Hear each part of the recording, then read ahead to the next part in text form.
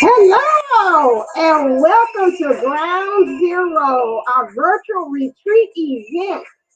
Thank you so very much for deciding to be here on your Sunday. This is your day of universe. This is the day of ascension. So we have a wonderful people who are going to be here with you all. That's going to help you to elevate, to go to the next level. And so we are just excited. I believe in you. And because I believed in you, I opened it up to make it free that anybody that's passing on the YouTube, that you can just come on by and then stop. We got wonderful people that are lined up for you all today, just so you can see and the order of the day of how it's going to go. We have already here, we have April Williams is going to give us a meditation.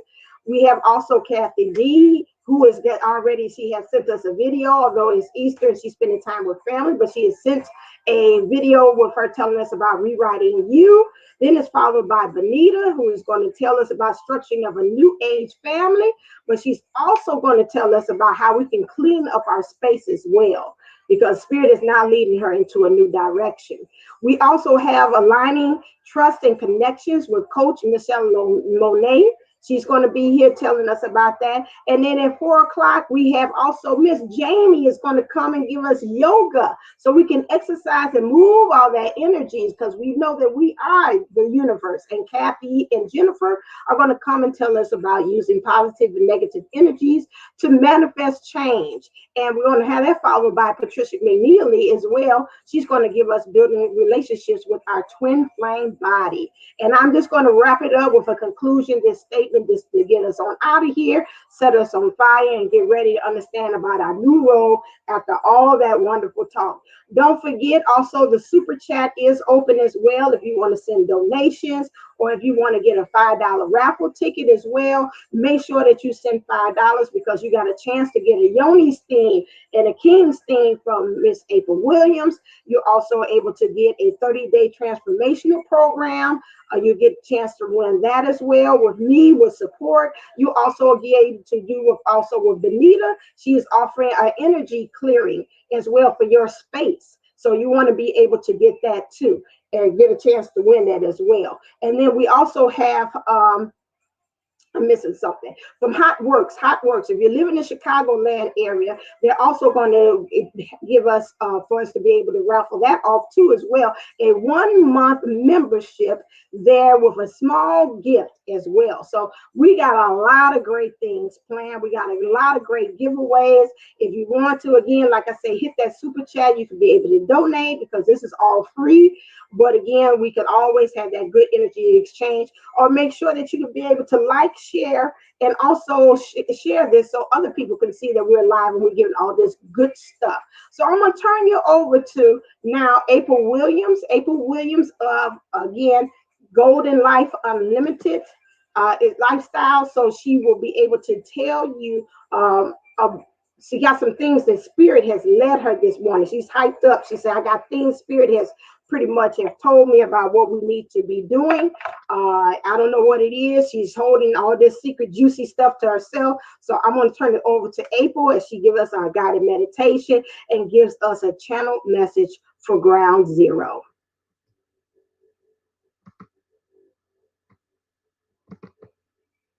Are live and direct from, aloha. We are live and direct from Hawaii, and I'm going to give you the raw and real of this situation. And what's so funny is he's been super calm up until this moment. The beauty of having children and having changes in your life, especially extreme changes. I literally am going through the most, doing all of the changes. Up, you want me to hold too? Hold. Is to say it's okay to be vulnerable, it's okay to be real and assess where you are. In reality, it's a matter of stepping back into alignment with yourself. You know what you need, you know the practice, and if you don't, go ahead and follow all the people who are coming on today.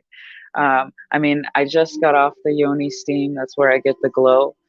That and the clean nutrition, right? Because you need to be honoring your temple. No joke. You know when you shouldn't be doing something. You know when you should be doing something. And just allowing yourself to flow into this higher form of you. You see, we've entered into an age where convenience has overridden common sense. And we are now more reactive than responsive. And for those of us who are growing into our highest way of being, it's to one, to have patience with our situation and accept our current realities, and the other is to understand that there's a balance and a flow.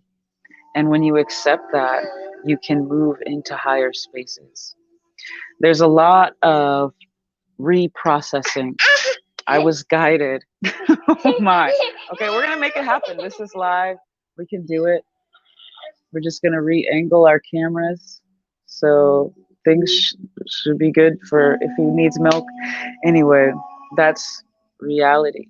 That's real. And I'm accepting of it and I'm flowing with it because there's always adjustment.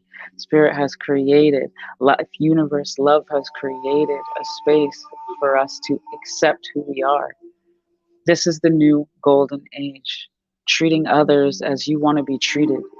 And if you're mistreating others, you reevaluate your experience. And if you're allowing yourself to be mistreated, you reevaluate that experience and you change for the better in all circumstances.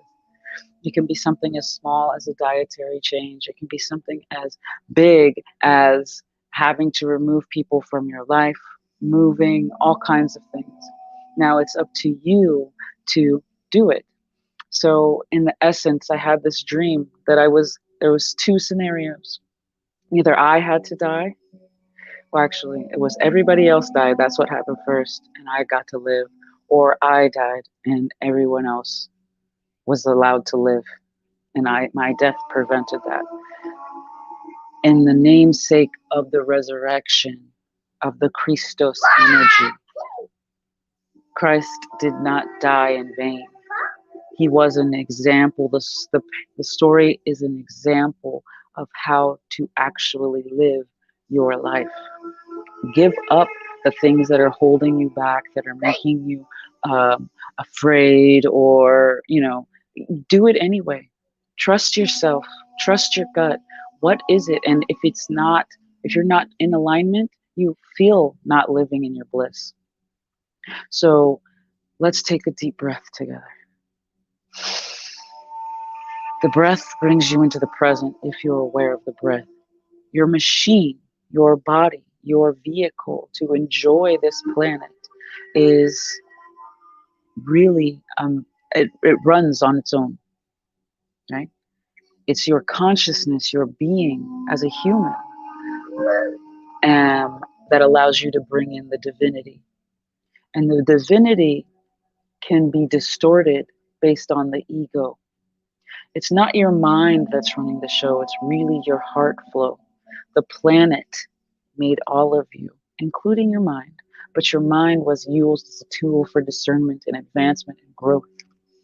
Our earth has full potential for all human beings, all animals, all plants to be safe and acknowledged and cherished and valued and expanded and explored.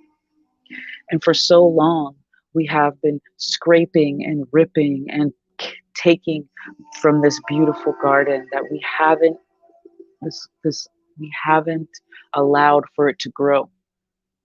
And that's when you say, the earth says, enough is enough, and you take your power back. You make an assessment of what's working and what's not working.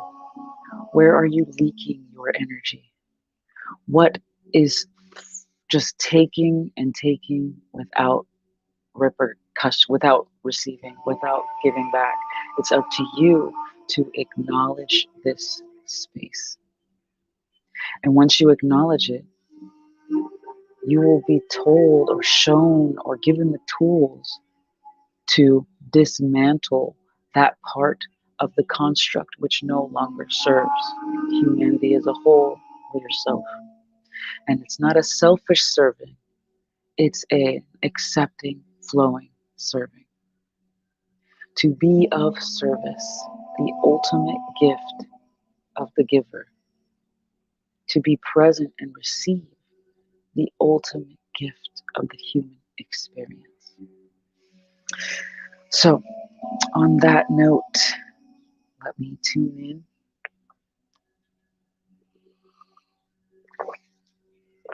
I love to do open eye meditations, right? Because a lot of the times when we go in our inner eye, yes, it's great to do this visualization and seeing. But when you open your eye, you're allowed to see the reality of things. For those who are blind, they see so much more. They hear, well, they hear so much more. They taste so much more. They feel so much more. Oh, what a nice star. It's a shooting star.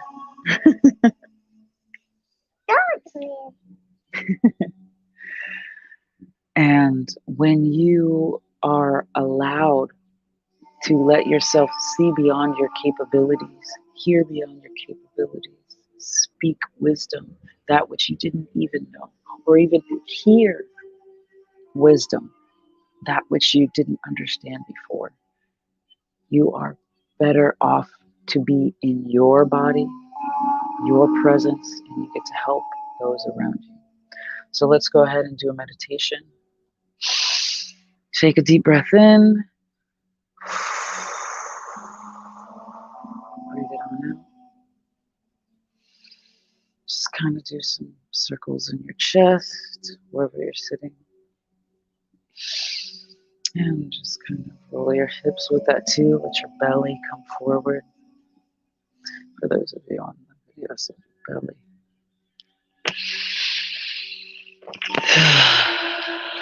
Put a little more incense on because I can see it.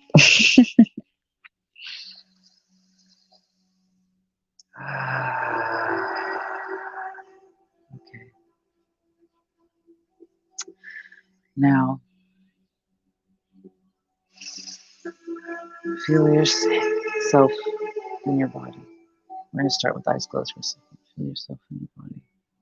Rub your hands together, wiggle your toes. Touch your thighs, your arms, your face, whatever allows you to feel present. I want you to feel into where there's pain. We're starting with the third eye. Yep. We're starting with our stargate, which comes in this way through here. Because it's through the clean ori, the clean eye, that you can see, that you can hear, that you can clearly be connected to all that is true and false, and all the things in between. So take that deep breath in. I want you to ground into your body.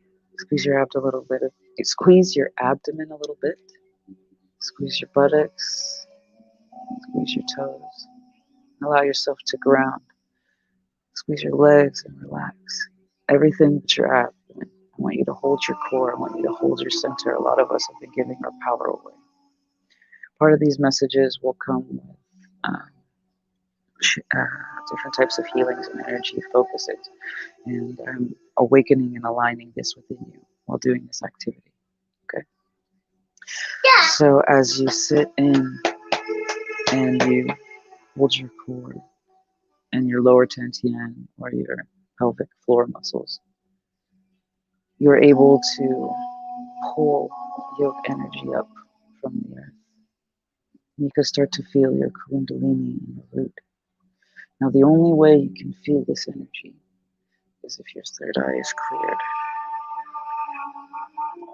Feel the energy truly.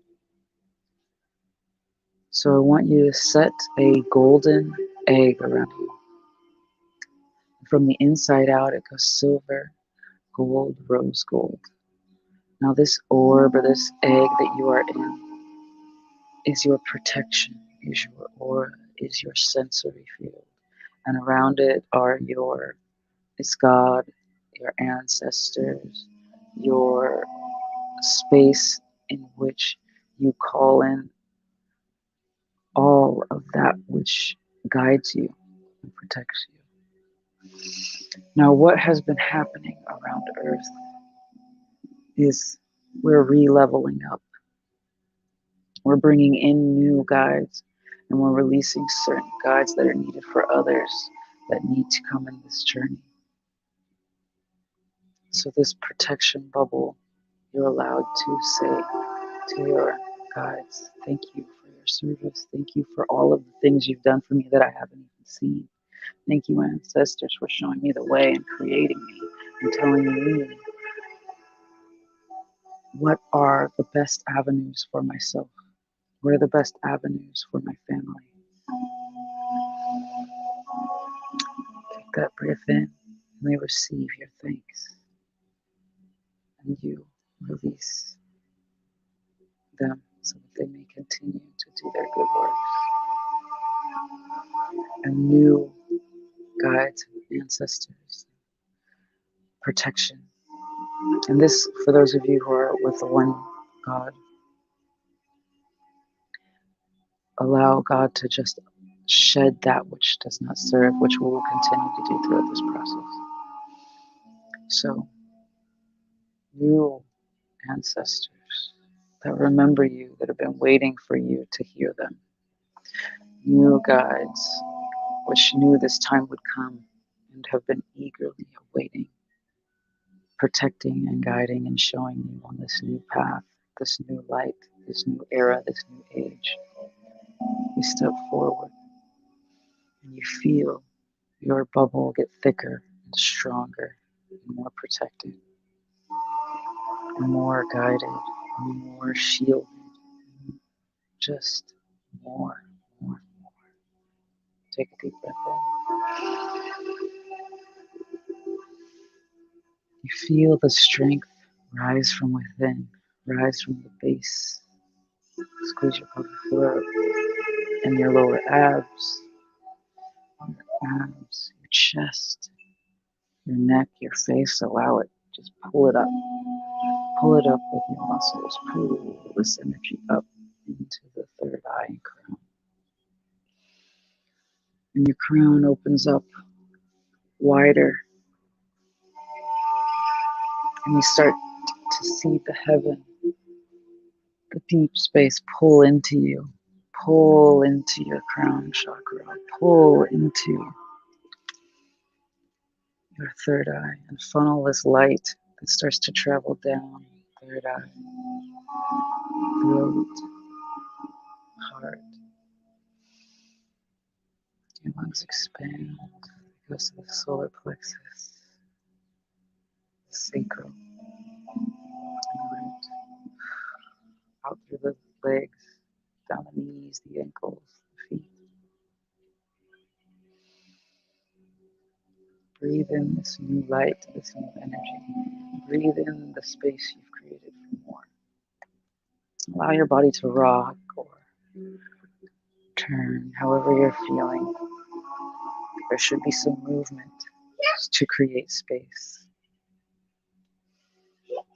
As this space comes in, I want you to take your hands into prayer position.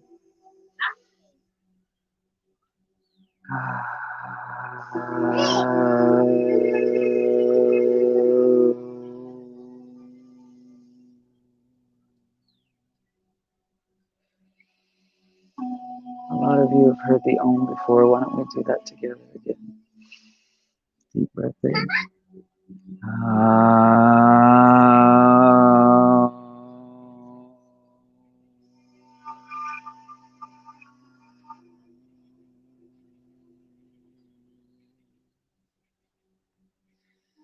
Feeling your body start to resonate. You look up, you're looking up with your eyes closed at your third eye. We're going to 2 more times.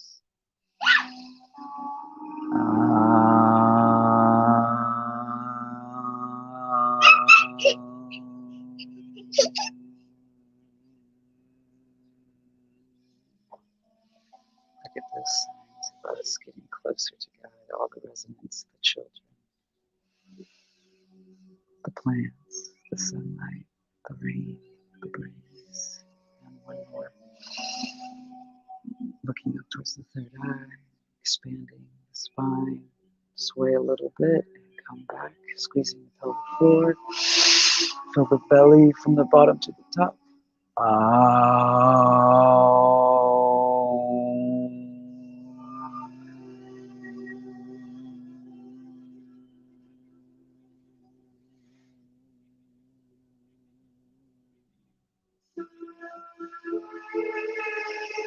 Allow your breath to normalize, and I want you to put your hands over your solar plexus, over your sacral. Oh, you like that? Oh, such a confirmation from the cutest part of the universe. For me, what's the cutest part of the universe for you? Anyway, breathe in. Allow your belly to fill. Now we're holding our hand. I'm lowering it down to my root. It's just hovering above my root chakra area. I'm looking up with my third eye and I'm seeing heaven open up. And as the light shines through me, I look in, like imagine your eyes rolling in backwards. Oh my. Imagine it rolling in backwards. Then you're going to be looking inside of yourself.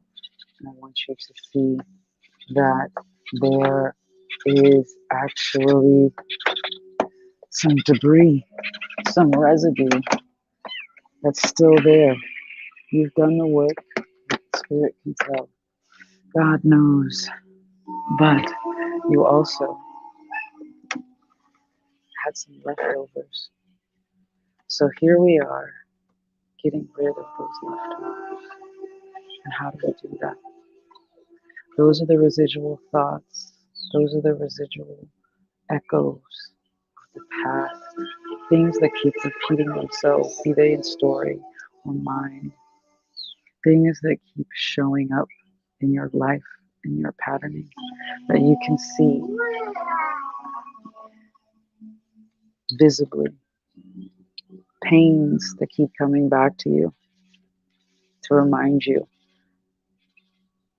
that you are a human body and you've been avoiding feelings or holding things in or not releasing. Things that may even have been passed down through generations. Your guides, your ancestors, God is showing you these new versions, the many faces of God.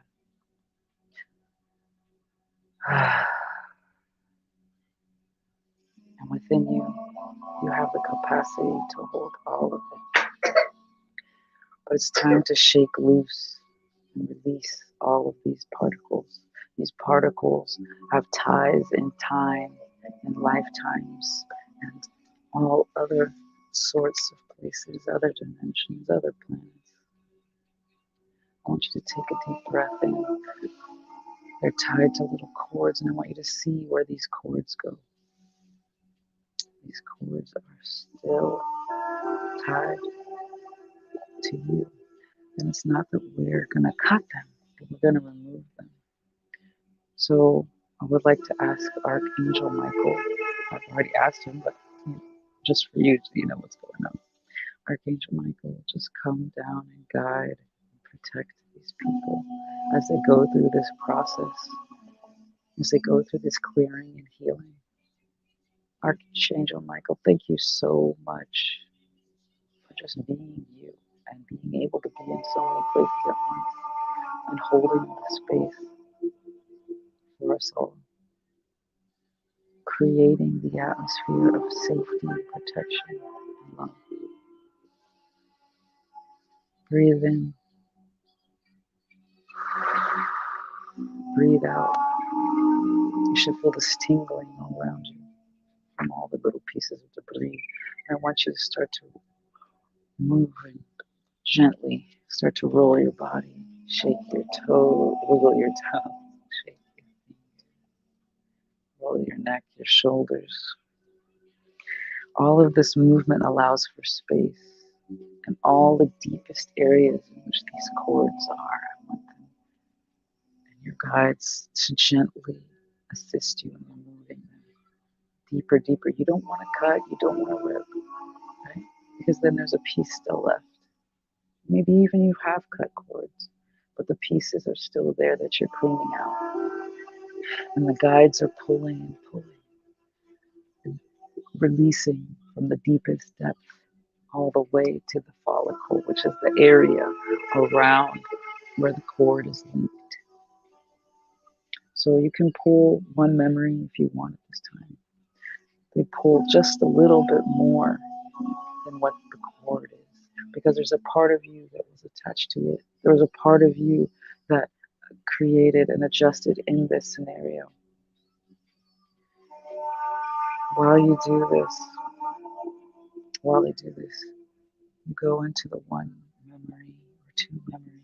You can repeat this as many times as you like because the video will be available. I don't know if you know. So you allow the memory to come up. You feel it, you see it, you embody it, and you allow it to go through your energy field, the emotion, while the memory is pulled, while the energy is pulled that kept pulling you. And the guides take it, and there's a residual hole left. Give them this memory, give them this emotion, give them this thought that keeps repeating, give them these words that you keep saying to yourself. Give this to them. And they take it and they pull it outside of your body, out through the thick auric field to the outside of the egg. And they go and exchange and they take these energies out and they take them to the sun. And the sun instantaneously burns these things to create a new form, to melt it down into something healthier, maybe here or some other place, but they are gone. But you are left with all of these holes, all of this empty space. And this is when you want to call your power back. That memory, you left some power there. Call it back. That situation, call it back. And it's like your golden light oozing, rich and hot gold, like the magma coming from the earth. It crawls back to you. Your power crawls back to you. Your heart crawls back to you. All of these abandonment, heartache, that was part of the story to create you and your compassion. But it no longer rules you because you have your power. It's coming to you. It's filling you up.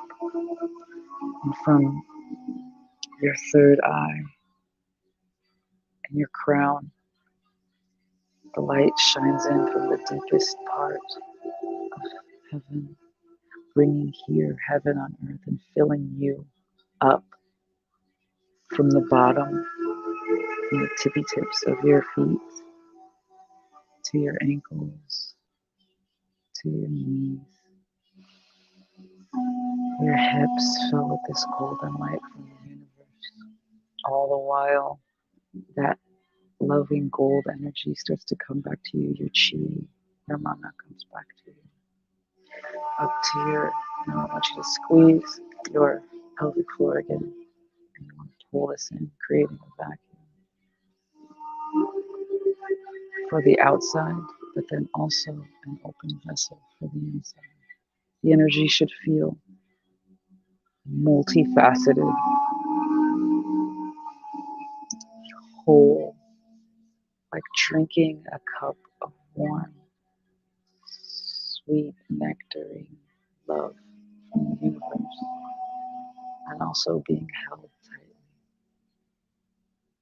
by love, by a warm, universal, God-shaped blanket. Allow it to fill up past your root past your sacral, into your solar plexus. Ooh, I feel a lot of people drop in. Here we go. Calling your power back brings your center back to you. Everyone, I want you to hold your hands like a cone right over your solar plexus. So it's kind of like a cone holding this cone. You're going to pull it, and allow it to open. It's okay to open your eyes. This is good, right? Because then you can start to see energies. And we'll eventually work to that. But right now, just pull all of that golden light into your solar plexus. Squeeze your lower pelvic floor and abdominals and pull it in. And then allow your solar plexus to just fill up. All the while, the light of the universe is now going up to your heart, filling up to your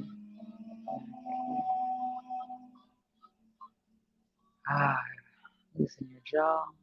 Oh, oh, make L faces. Oh, start to open your eyes. Oh, up to your cheeks and your ears. The light of the universe is now up to your third eye, to your crown. Is the light of the universe. Oh my goodness, it starts to pour out over your crown chakra. It starts to fill up your orb. And your orb fills up with golden light and the light of the universe. And here we are. The orb is full. Now, this tap you have from the universe will always be on when you allow it. So you'll always have enough to give to others. You always have your power. And feel free to repeat that anytime you feel like you're losing power. Anyway, thank you so much. Go ahead and clap your hands, tap your feet, wiggle your toes. Round and round. Here we go, right? Okay. Stay blessed, stay golden, and remember, you were made for this golden life. Peace, y'all. Bye, Instagram. Thank you so very much. Oh, that was therapeutic. I cried. I cried. It was something that was there that wanted to come. Thank you so very much for that as well. So we're going to move on to our next one, which is Kathy.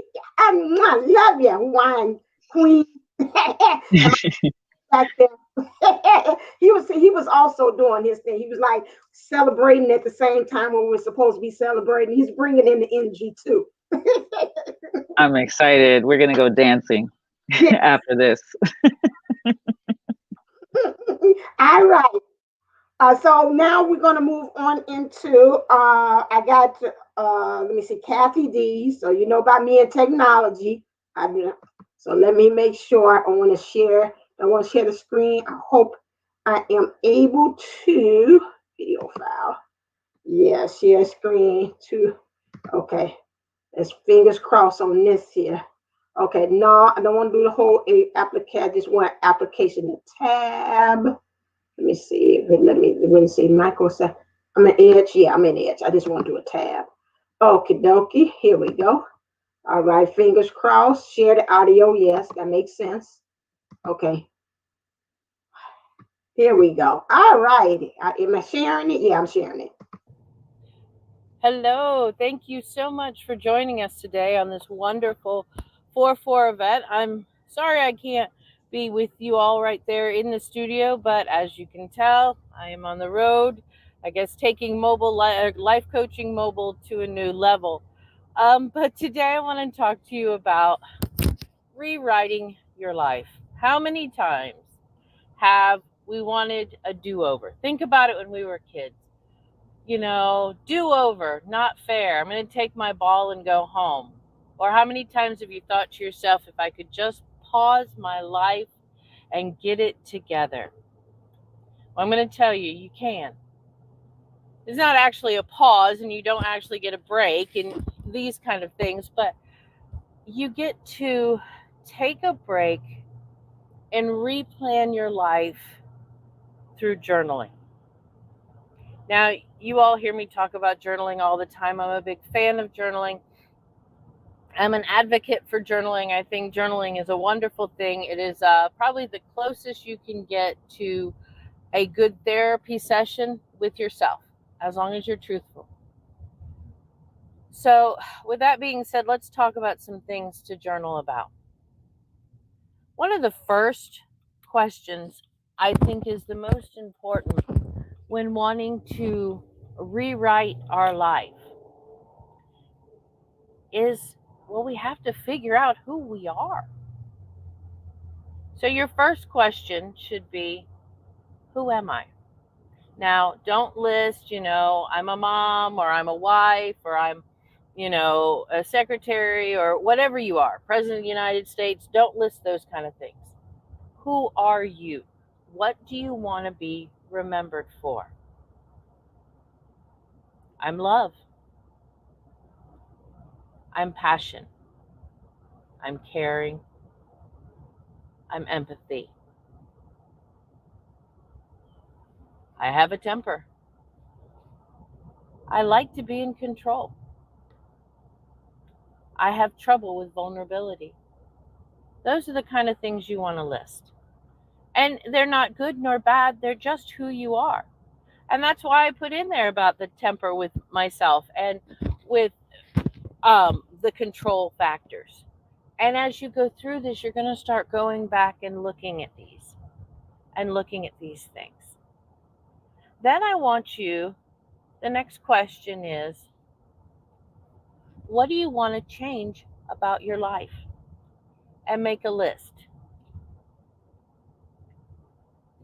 I'd like to change the fact that I self sabotage, that I give up on myself. I'd like to change the fact that I don't think I was the best mother to my children.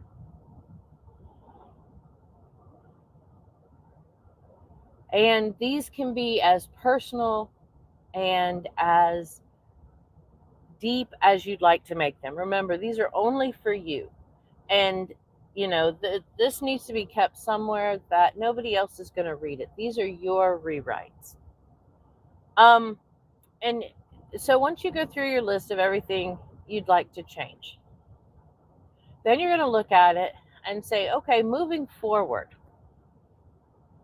what do I need to do? So, say one of them is self sabotage. You always get in your own way. You're all set, you're all gung ho, you're all ready to go do something. And at the last minute, you either procrastinate, throw a monkey wrench in it, somehow give up on yourself or talk yourself out of it. So, what you need to do is you need to either come up with a plan on how it's going to work and stick to it. You're going to recognize how you self sabotage. Do I go out of my way to talk myself out of it? Have a partner in crime. Have somebody that's going to hold you accountable. Remember, our words are powerful. And the most powerful words we have are the ones we speak to ourselves. So we need to remember that. So your list of everything you'd like to change, everything you'd like to do over, you write those out how you would. And then you kind of take inventory on how you do those things.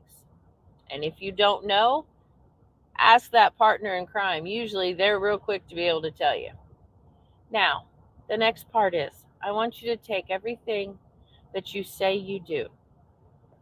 We'll go back to the self-sabotage.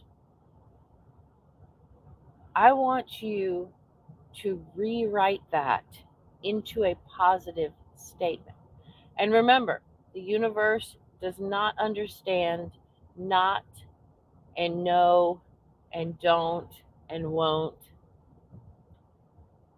So you're going to say something like, self sabotage is not a part of. No, that doesn't work. See, I just do it. It's very hard because we say things like no and not and don't.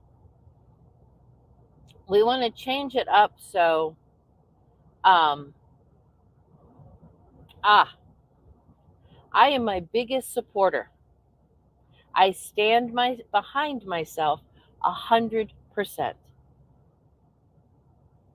If it's procrastination, I make sure things are done in a timely manner. Control, I understand the only thing I can control is myself. So things like that, we want to turn them into a positive statement.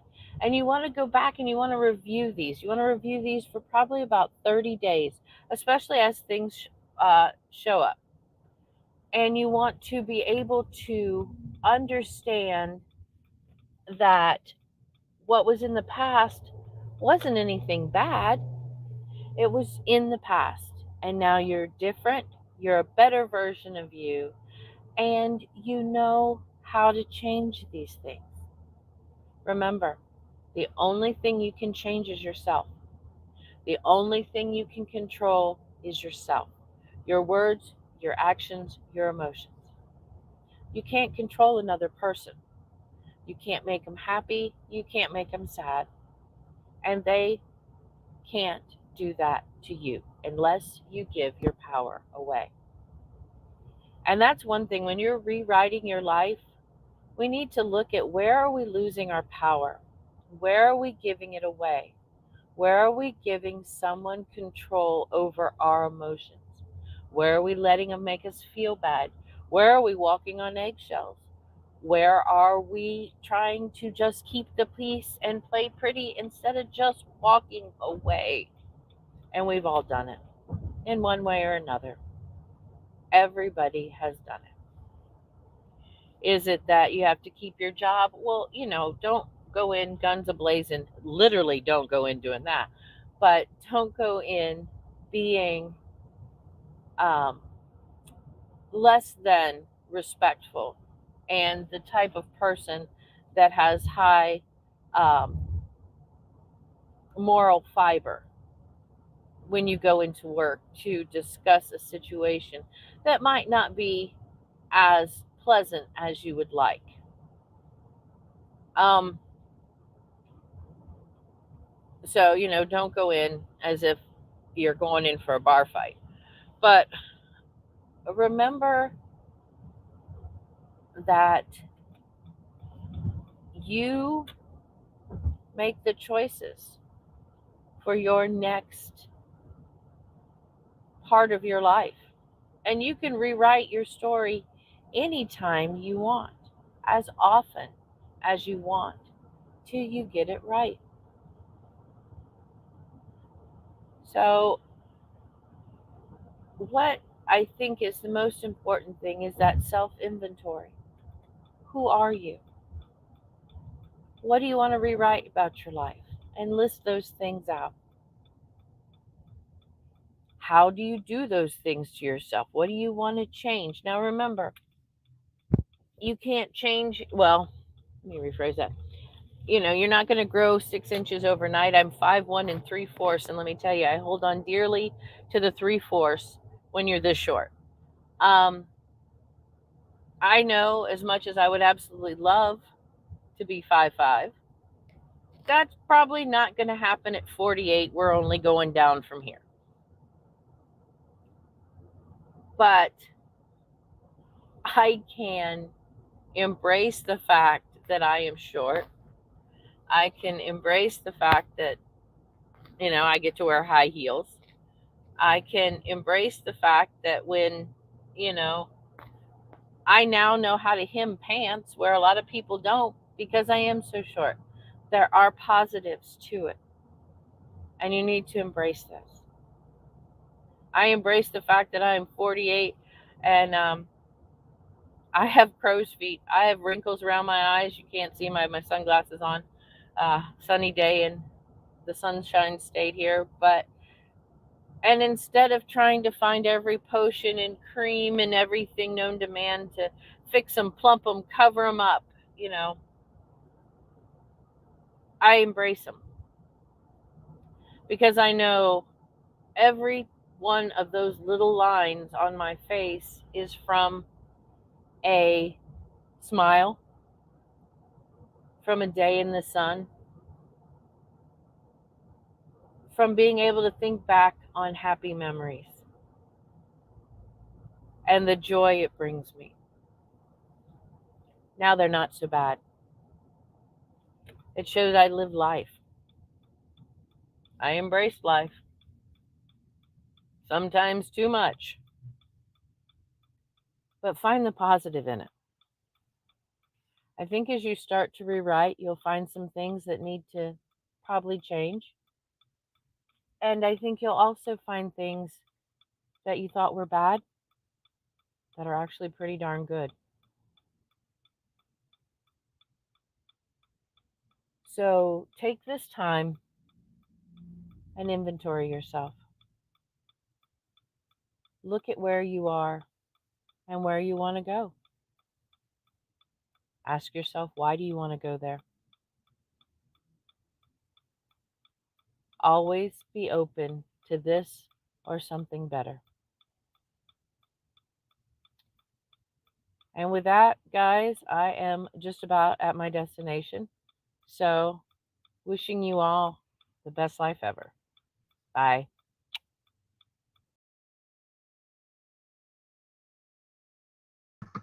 Okay, am I talking? Can you hear me now?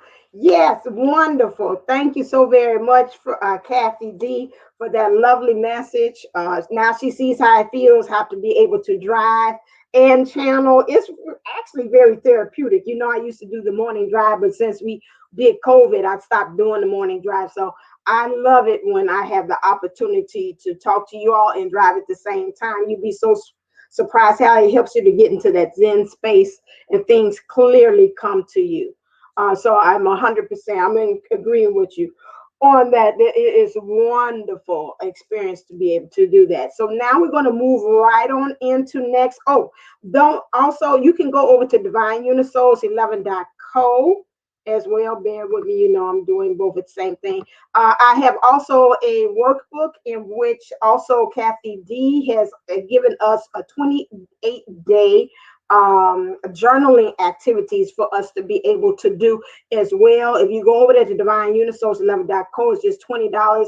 It has also what she's talking about. It's got little snippets of what people are talking about today as your own compilation that goes along with what you're doing with the ground zero. So you can go over there. It's just $20 for you to be able to get that. And she's got a lovely thing to help you. If you need somebody to walk you through how to rewrite your life, going over there to Divine Unisouls 11.co and you'll get that. Those of you all that got the upgrade package, it's called Ground Zero Upgrade. If you already have that package or the workbook package, you already have all that I'm talking about. You got an email this morning with both of those, with the workbook along with the journaling, which also includes April Williams' wonderful meditation that she specially made just for the Ground Zero workbook. So if you like her and you say, oh, I would like to listen to her every day, guess what? You have that opportunity for you to be able to do that. So next, I'm going to move into and bring on Benita from Wave of a Beautiful Warrior. I call her nickname. She is the my reporter on the street. She is the one that when I said, Benita told me some answer. So she said, tell the collective. And I go on ahead and I take that information and I run with it. And I tell her, but I always give her credit for it because I wouldn't known unless she had told me, say, Spears said, I'm like, yeah, and I had it too. And so we confirmed together. And so then I just go ahead and give you all that good, juicy stuff. So now this time you got Benita all by her little self, giving us all that juicy about what spirit has channeled to her, because this right here, this is a clear channel right here. He talks to all of the angels and the guys. He knows them well, and they know her well too as well. So I'm going to turn it right on over there to Benita for her to give us our information about what about family and then also about cleaning. But I think I'm figuring she's guided more so to talk about the cleaning of the environment. But it's up to her whichever way she wants to take it, and I'll let. Okay, so I'm gonna turn it right on over to you.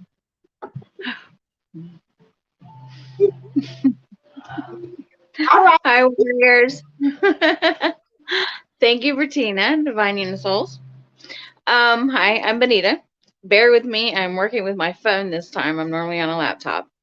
Um, okay, normally I'm more guided to talk about family and stuff like that. And whereas I am a little bit, I'm also glad that April and Kathy D, my soul sister, got to go before me because I was feeling a segue with both of them.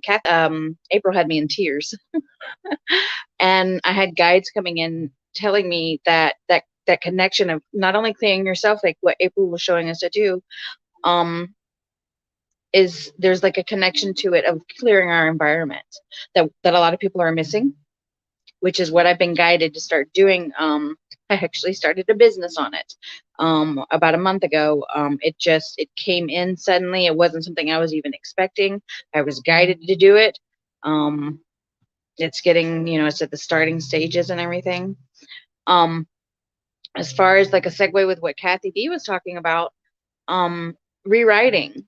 And one of the things that I'm noticing with parents, like our age who have like teenagers, all of my children but one are grown. My youngest is 17. Is we're apologizing to our children. That's rewriting. We're rewriting situations with our children. Um, as it lumps together with our children, we're creating the environment and everything with them energy wise. We live so much entrenched in 3D before awakening that we don't realize that, yeah, we're creating a 3D environment for them. They've got a roof over their head, bed, food, da da da da. But energy wise, spiritually wise, what are we doing for them? And we're reacting to them.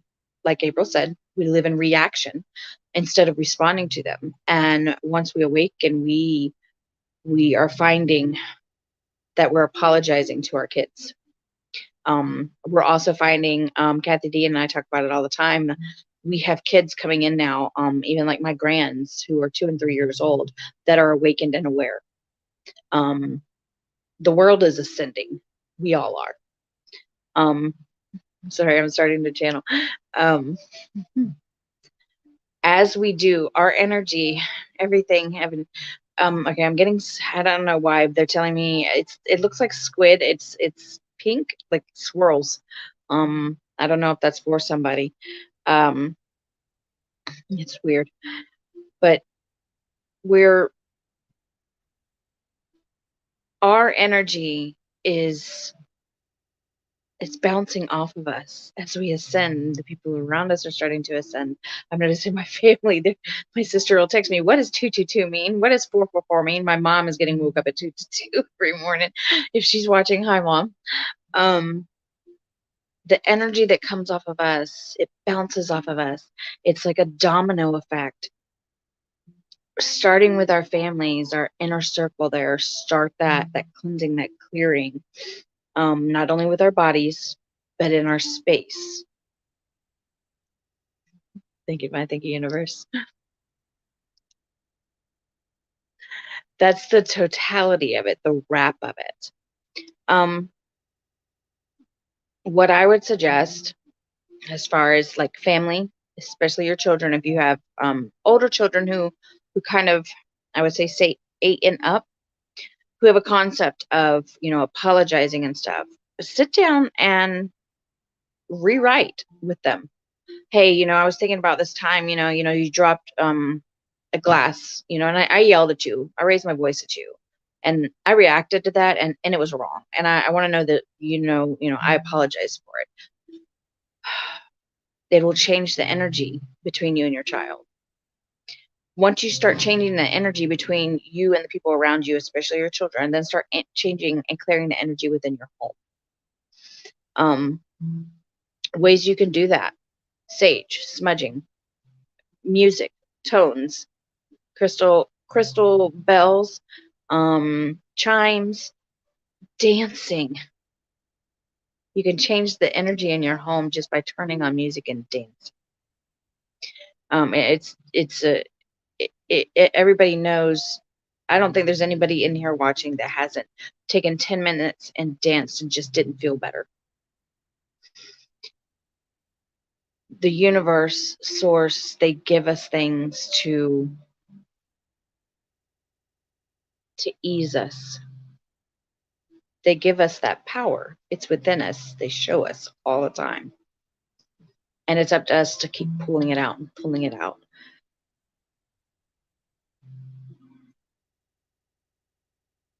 We are the first dominoes within our families. It's up to us to knock it down and create that wave. Um,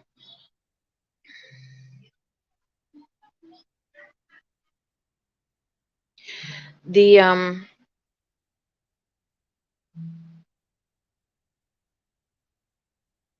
one way that I've noticed with my kids, especially my soul child, um, we often have soul children, especially those of us that are twins. Um, I'm lucky that I've had contact with mine, helped raise mine um, since she was a baby. Um,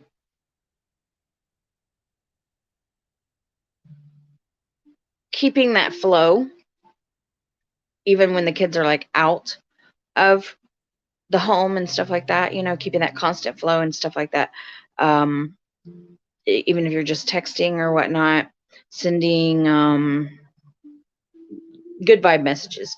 You can do this. You've got this, and stuff like that. I've noticed, like with my soul child, my daughter, that helps tremendously. Especially if you see them going kind of like spiraling down. Uh, because we do go in waves, especially if you're watching the kids and everything, you notice that they are, ascended kids. They'll go in waves. Uh, some more than others, depending on how much their third eye and their crown is open. Uh, Pay attention to it. Don't just zero out and like with our youngest, it came in as severe depression. Um, it was a part of his ascension process and everything. Um, I got him Reiki candles, clearing candles, and stuff like that. They've been an enormous help. That's one way. That's another way to clear the energy around you. There's sprays. If you don't like candles or scents or stuff like that, they have sprays that don't have any scent. You can find those, and they'll help clear the energy around. I am channeling really, really hard right now, guys. So I'm noticing I'm kind of going back and forth, and I apologize for that because that doesn't normally happen. I'm going to blame April because I started feeling it coming in whenever she was doing her thing. Um,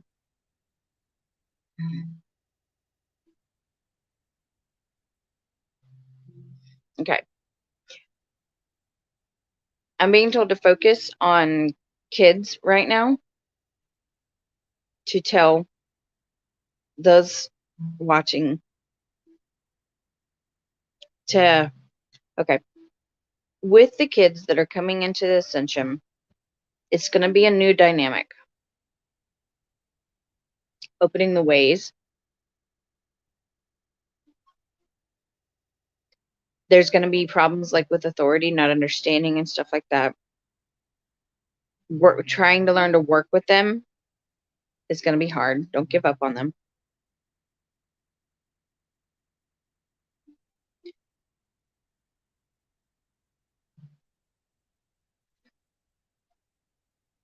There's a connection everywhere. Mm-mm.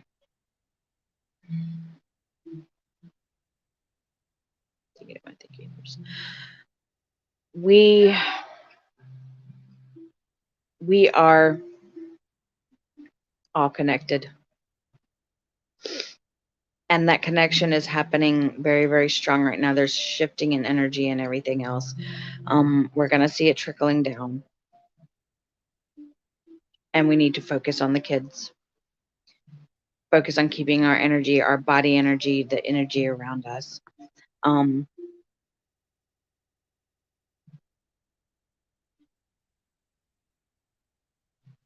Tones and frequencies are going to be very, very important coming in. You're going to be, a lot of people are going to be drawn to them. Don't just go with it, and that will help clear with the energy and everything.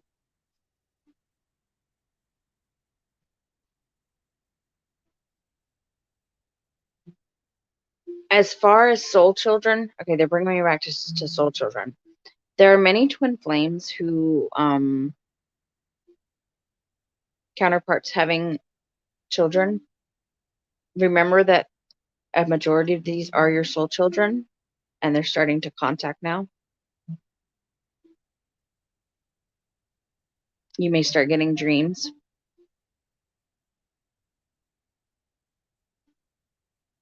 and to work energy wise with them.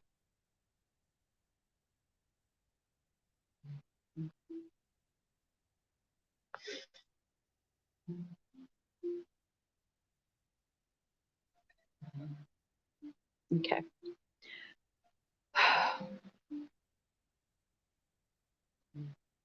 All right. Sorry. It comes in very, very strong, and when they want me to say something, it's going to be said. Um, I want to bring it back around to the energy clearing. Um, it's actually scientifically backed. They've done studies and everything else that even clearing the energy around you with tone, frequency, anything like that can actually it environmentally it kills germs. Um, I'm not a scientist, so I don't understand how, but scientifically it's there for anybody who has any of the doubt about it.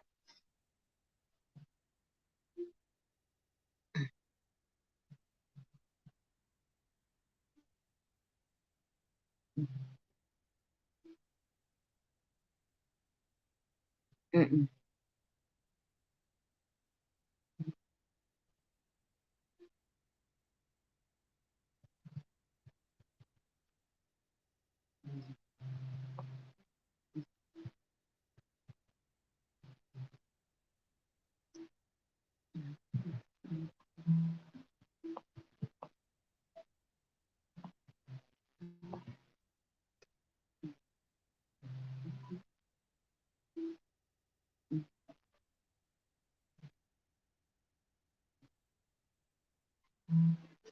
um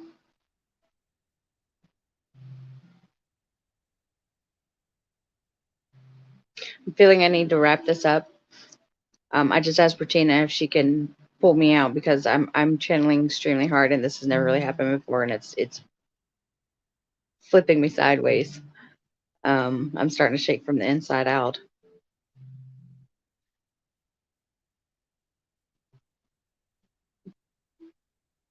I can't hear you. Okay, I felt it.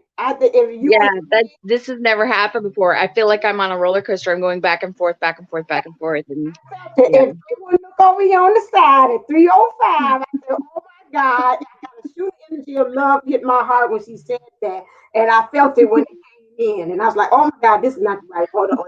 Even yeah, that's right. You did yours like this, and I felt it. I felt it when it came in Yeah, on that one. So can I yeah, ask questions? Would they help to ground you down into just to make sure? yeah, Okay, all right. So yeah, okay, so some things as far as clearing the energies in your home and stuff. So you say it's best, and I got a time when you said that too, which was it said that was true. It is scientifically about that. You know, they also had said about the mess in your home. Sometimes people take that because they feel that the more junk they have clutter is the more comfortable. It makes them more Hmm. comfortable with that. How do you do that when you are living with somebody and you're like, hey, I want my space to be cleared, but the other person wants to kind of keep on because to them it's an attachment. They don't see it. You're like, okay, how many pieces of I'll tease my dad. He doesn't mind because he's passed away. But he used to have little paper bags all over places. I used to call them tent bags, like all over the daggone place. So what would you tell somebody like that to try to help them to work with them to understand, hey, you don't need all this stuff. What could you be able to help that person with that if they're in denial? You can, so okay, it's usually when somebody has an attachment like that, Yeah. there's a wounding there. That's Okay. a given. Okay. It's like a hoarder mentality, and it might not be as bad as like what you see like on TV, the hoarders on TV, but they're clinging to it for an emotional reason. And I mean, it could be a 30-year-old magazine, but they're still clinging to it. There's an emotional attachment to it. Yes. The goal is figuring out what that emotional attachment is and getting them to see, they're going to have to come into it on their own, Okay. that it's not healthy for them. Okay. You can try talking to them. You can sit down and make lists. If it's a spouse, significant other, or something like that, I'm sure that there's an agreement, to kind of meet in the middle. Most, have that agreement. Most, are able to do that and, come into agreement on what's going to stay, what's going to go. I would not suggest going and just tossing stuff. Okay. That's just going to create complications and problems. Okay. Okay. Um, but if you can get them to sit down and make a list, like this stays, this go, why do I want to keep this? Why do I want to toss this? Or why am I okay to toss this? And whittle it down little by little, then yeah, that can work. Yeah, yeah, yeah, yeah. That's what I was thinking.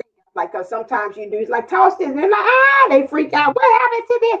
It was in this space, and last time I had it, why did you talk to me? I mean, just going off, and I'm like, oh, it's joking. Yeah. It looked like trash to me, but I didn't know you were really that emotionally attached to this article that you had Mhm. on computers back there in 1995.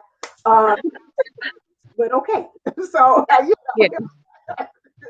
so Yeah. okay, all right then. Yeah, they get very attaching, and I guess so. Yeah, and it depends on. It might be even I'm picking this up to the year in which it was, and maybe it's Mhm. attachment to those things as well. So, what were you saying? We're starting off, just as us cleaning out our space. What were some of the essential things that we need to have? You said to clean out your space again. What can we start off now? Well, maybe if it's something in our home that we can start off that we don't have to purchase. If somebody say I'm a little tight because of COVID, Mhm. what would be some Okay. use? Um, okay, if you most people have a broom. If you got a broom, open up your windows, open up your doors. Start from the back of your house, start sweeping. Even if your floors are clean, you sweep it over the top of the floors. You're still sweeping the energy. And you're going to want to sweep it, from the windows, and it's like you're combing it. Sweep it out the front door. It's gone. Okay. Um, you you can speak affirmations. Pick your own way. Ask your angels, your guides, source, whatever, for an affirmation that will fit for you. Or if you feel one bubbling up, coming up while you're doing it, do it while you're sweeping. And each time it'll probably be different. It could be the same. It just depends on you. But as do it as you're going through the house, and go from the back, get all the little nooks and crannies, and go to the front. It's the same as you would do like with a sage or smudge stick. It's just you're doing it with the broom. Okay, and that will be a way of how you be able to do that. Now, with the children, let's circle back to the children because I'm hearing this. What is the best way in which you have found, even in your experience, to support children that you see that are special, unique? Let's put it. I don't like the word special because Yeah. people. Yes, you. No, no, no, no. So about unique, and you see, they really look like they're tapped into source like you. So if I had like a little girl that's like you that say, oh, okay, and I don't know anything about it, I'm freaking out. Like, what she's saying, she look okay to me. what would you suggest me as a parent to do? Okay, you got to let them be themselves. We are so conditioned to put our children in a tunnel because Oh, we want them to be a certain way. When mm-hmm. we're seeing that, and especially if they start acting out, if we're trying to control the situation, control how they're supposed to be. I mean, yes, we're supposed to protect them to an extent. That's a given. Um, but certain little things, I don't want to wear this because of this. Let them have their own expression. Okay. Um, that it builds them up. And as they grow up, that's the littlest things that we say, oh nope, this is for you to figure out. Yes, we're going to give you this space for your expression. That's going to build them up as they become an adult. It's going to make them stronger, spiritually stronger, emotionally stronger, mentally stronger. um, we want them to think for themselves. We don't want to put them in a box because we're done with boxes. Boxes are old generation. We're breaking, family chains, family trauma, and ancestral trauma. So the first and foremost thing is let them be themselves. Let them express themselves. Okay. How do you do that? I'm picking this up maybe from somebody in the audience. How do you do this when you're free about that? And then you maybe have like a grandparent or somebody on the outside that may not understand it. Like, well, if I would have had that child, they wouldn't be able to do that because they supposed to act right. I don't understand why she gives her such freedom to be herself like that. That ain't how it's supposed to go. So what would you do for someone that has like a parent or something like that? They're coming from a whole different paradigm or way of thinking. What would you Yeah. suggest them to do?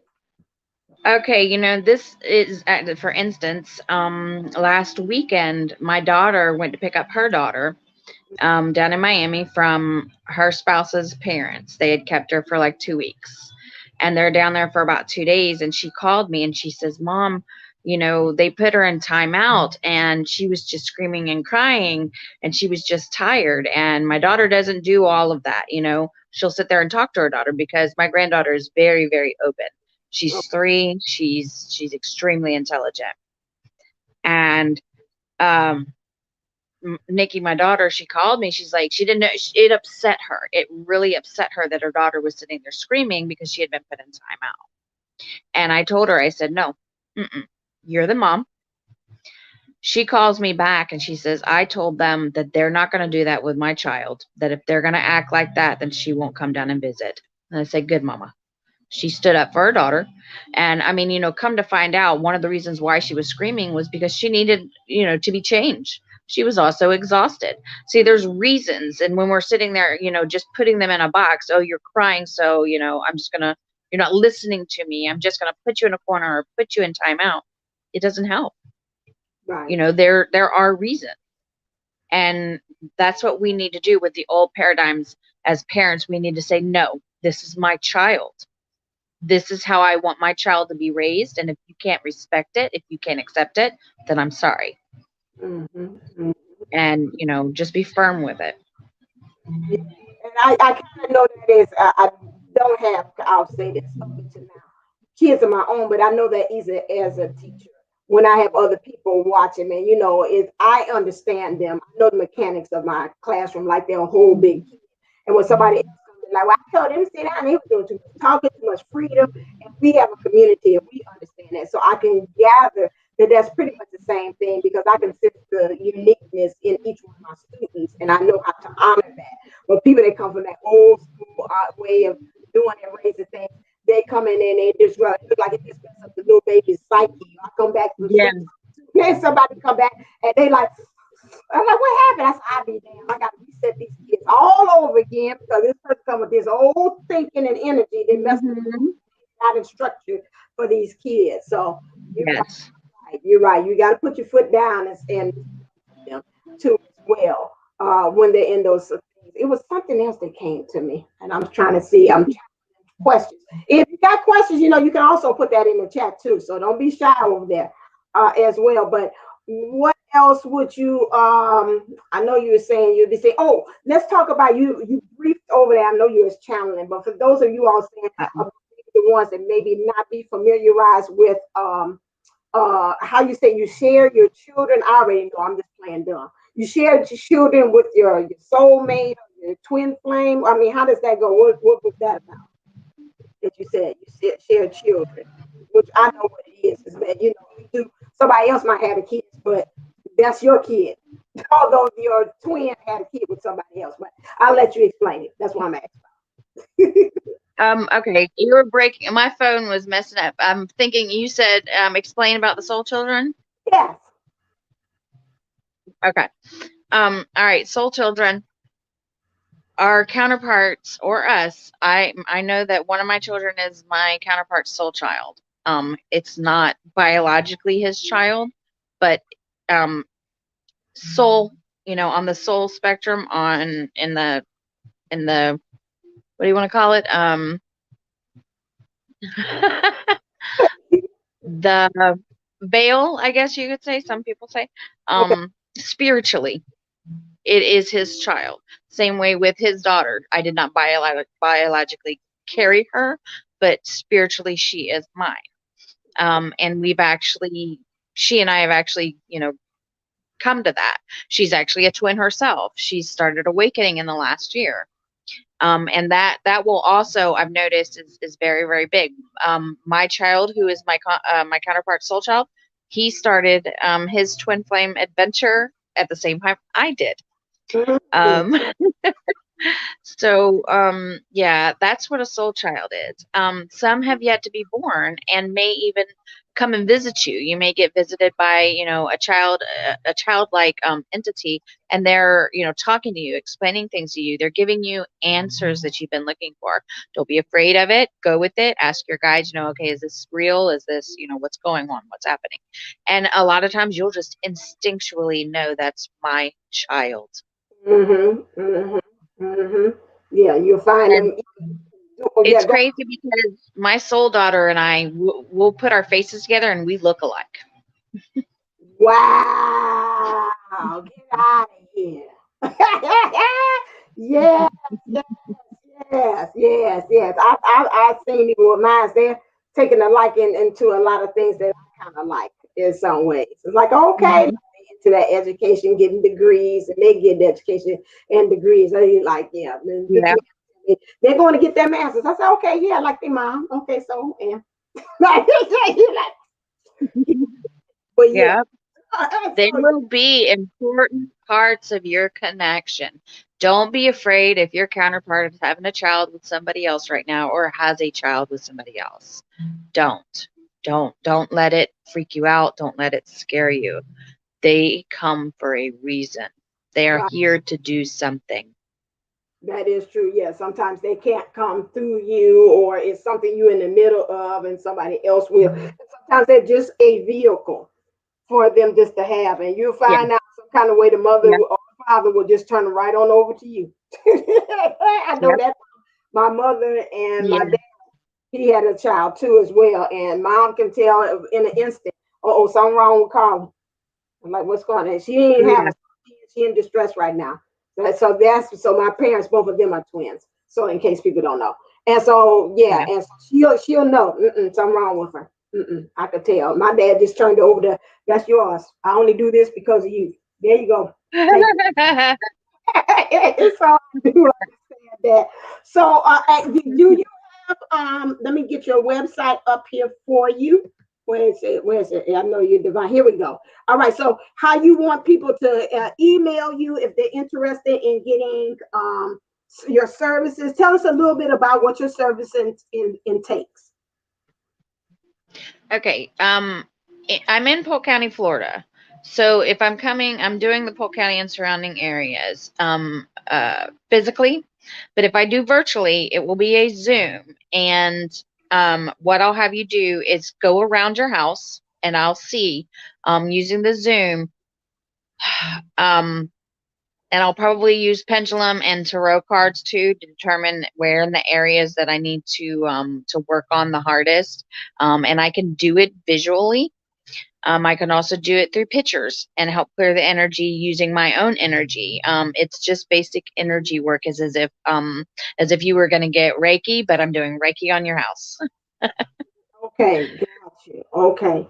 So you and to walk around. So you here, she can do it virtually if you're in the Polk County, Florida County area. If you're not in the surrounding areas, what's the surrounding areas? Just to make sure. And some people like, what is this? Um, Hardy, Highlands, DeSoto, and Orange, I think. Okay, Orange. Okay, so you can see where the surrounding areas. So if you're in Florida and those surrounding areas, hit her up through via her email right there. If not, she can do it virtually, and it's the same thing. It's no different, just like what we do energy healing as well. By using that too, because that's very right now with COVID, that's very popular, and that's pretty much the way we've learned it. That's the way we'll be able to reach out and to do our services at this time. So thank you so very much. That was very informative about the Mhm. and the Thank you importance. for grounding me. That was crazy. I've never had that come on so strong like that. Yeah, They're like, ah. I felt it. I said, "Woo, whoa!" And I felt it. I'm like, "Okay, oh." And then, but April, when she was in the comments, she was grounding you too. She said, "Let me." She said, "Oh, oh, I pulled her up. Let me pull her down." Thank you. Yeah, that was wow. I'm the first time for everything. No, I said she's a clear channel. I didn't mean yeah, bust a wide open. I gotta watch my words. We just said that earlier. He tell me to watch my words, and more than it become true. Bust you wide open. All the little images that's coming to you like Niagara Falls. I didn't mean that. So thank you, and thank you, my for that too as well. Hey, Tom Time. So all right then, thank you so very much for your time and sharing your gifts with us. Truly, it was a pleasure. Okay, and Thank you. for us on the street because we already seen how wonderful and how you are true to getting all that good information. We see it for ourselves. Now you see what I'm working with. That's my secret. That's my secret weapon right there. All right. Thank you. Bye, warriors. All righty. Okay, so now we're going to move on to this next young lady. Don't forget to please make sure that you go over there to divineunisols11.com. Let me do my little commercial break. Make sure you go over there if you want a chance to win the raffle tickets. And then also, if you want to get that ground zero workbook, it's funny. I had already did the workbook, but you know there is no such thing as time. And a lot of things that Benita talked about clearing your house is already in the wonderful workbook. So you don't have to say I had to take notes and write down all that stuff. The only thing I left off was dancing. Spirit didn't bring that to me. And why did it not bring that to me? I love dancing. You know I do that. Teach dance, all that stuff. And why didn't I put that down as a way to raise your vibration? I'll never know. So please make sure you do that. And those of you all that are coming on here, thank you. Please make sure that you click like, share, and subscribe. And please share this. This is free. Let people get this information. You have 24 hours with this. This is going to stay up, and then I'm going to take it down. And if you want to be able to continuously go back and look at this, please make sure you go over there to divineunisols11.co and register where you'll be able to have the link and you can go watch it as many times as you want. But I'm not going to keep this good stuff up there on the screen on here on the channel for long. So make sure that you are able to. Those of you all that already have registered, you all have the link. It'll already be, I'll turn this from public into unlisted, which means only you, those who have links to this, will be able to have access to that. Okay. All right. Enough of me rambling on. Let's bring on the lady of the hour with so much power. Hello. How Hello. are you? Fabulous. I love every time I just wanted, if I could, I just go over there just playing them curls. Oh, Lord. How are you doing today? Doing fine. How you doing? I am doing fine. I'm a little tired because I'm trying to play catch up, but it's well. It is well. Well, you look well, so I Well, don't know if there's anything going on with you. thank you very much. I appreciate that. The Lord is absolutely good. That's why. So we're got our own coach here that's going to coach us all the way to help us to build our relationships, this trust, especially if we're starting from ground zero and we're making our way up. We need to know what are these foundational tools that we need to do as far as building and trust with relationships, just anything, right? We talk about connections with the love person or our job or whatever, because we don't get out of this COVID. So it seems like the world is somehow opening back up. So now we got to learn how to reconnect with people all over again. Yeah, absolutely. And that's difficult, especially if you've been, by yourself this entire time. So yeah, absolutely. Right, right. Well, I'm gonna turn it over. I'm gonna fade myself to black, and I'm gonna let you take it over from this point on. Thank you so much for having me. I really appreciate it.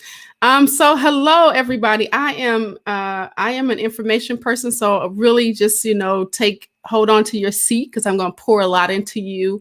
Good morning, good afternoon, good evening, wherever you are in this entire world. First of all, Divine, thank you so very much. I'm humbly excited that you even trusted me with your platform. And for those who I invited, I hope y'all over there say something. Let me know you're here. So listen, we're going to talk about aligning trust and connections. I'm going to see if I can share my screen over here. Let's see here. Share my little screen. Like I said, I'm an information person. I like to get some things. Let me see. Application window. I like to make sure that I'm giving you as much as I possibly can. So bear with me for a moment. I'm gonna try to get as much as I can here. Let me make this a view. Come on. Sorry about that. Sorry, patience with me. Come on. Slideshow from the beginning. Here we go. So let me see if I can, I won't be able to see you guys until I come out of the slideshow because apparently, my motivation I have going 4 times a day. Won't be able to see your faces right now. Well, I can't see your faces, but I won't be able to see the screen. So if you type anything into the screen, I will go ahead and see that when I come out. And hopefully you have some questions. Hold on 1 second. It's messing up here from the beginning because it's not going to let me do both. Okay.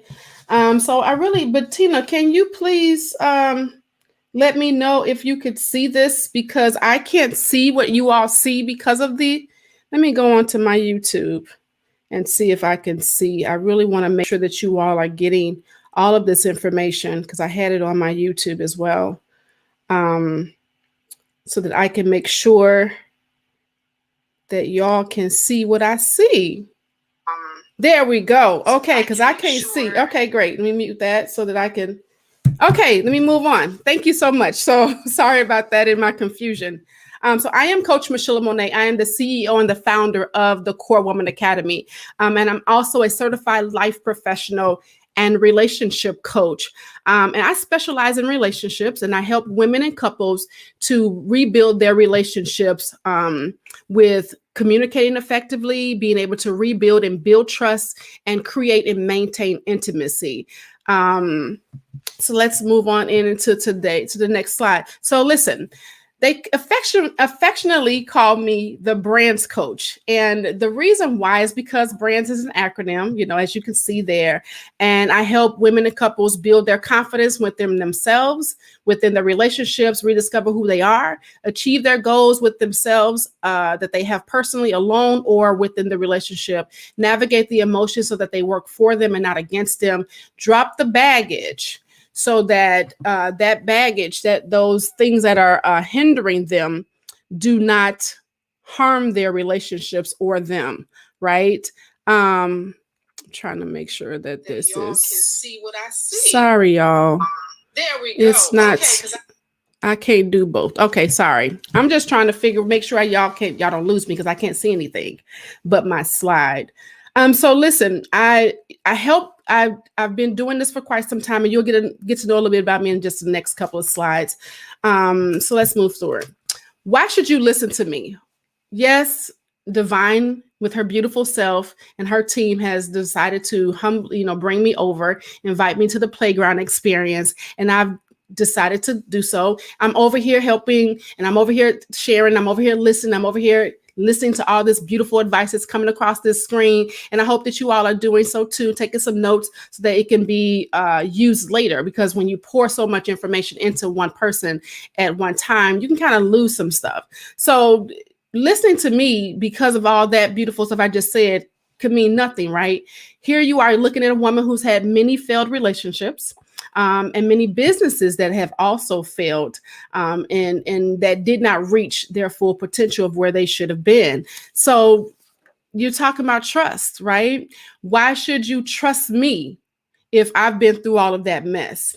And I'm going to give you a really good reason why, because personally, me, I would have shut my laptop by now. I'm just going to keep it real. If you tell me that you went through all this stuff, all these things that you've been through, but you can't tell me, I don't see up front that maybe you've overcome this stuff. So I'm going to share with you how I've overcome it. Okay. So I had an aha moment, right? And after these failed businesses and many relationship failures, I had to think, what was this? What was the issue in my life that was causing all of this havoc in my life, right?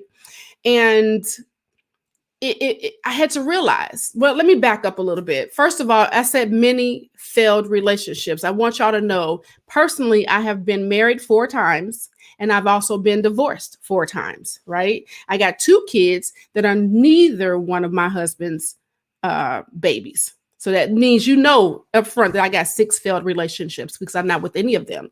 So with that being said, that tugged on my self-esteem.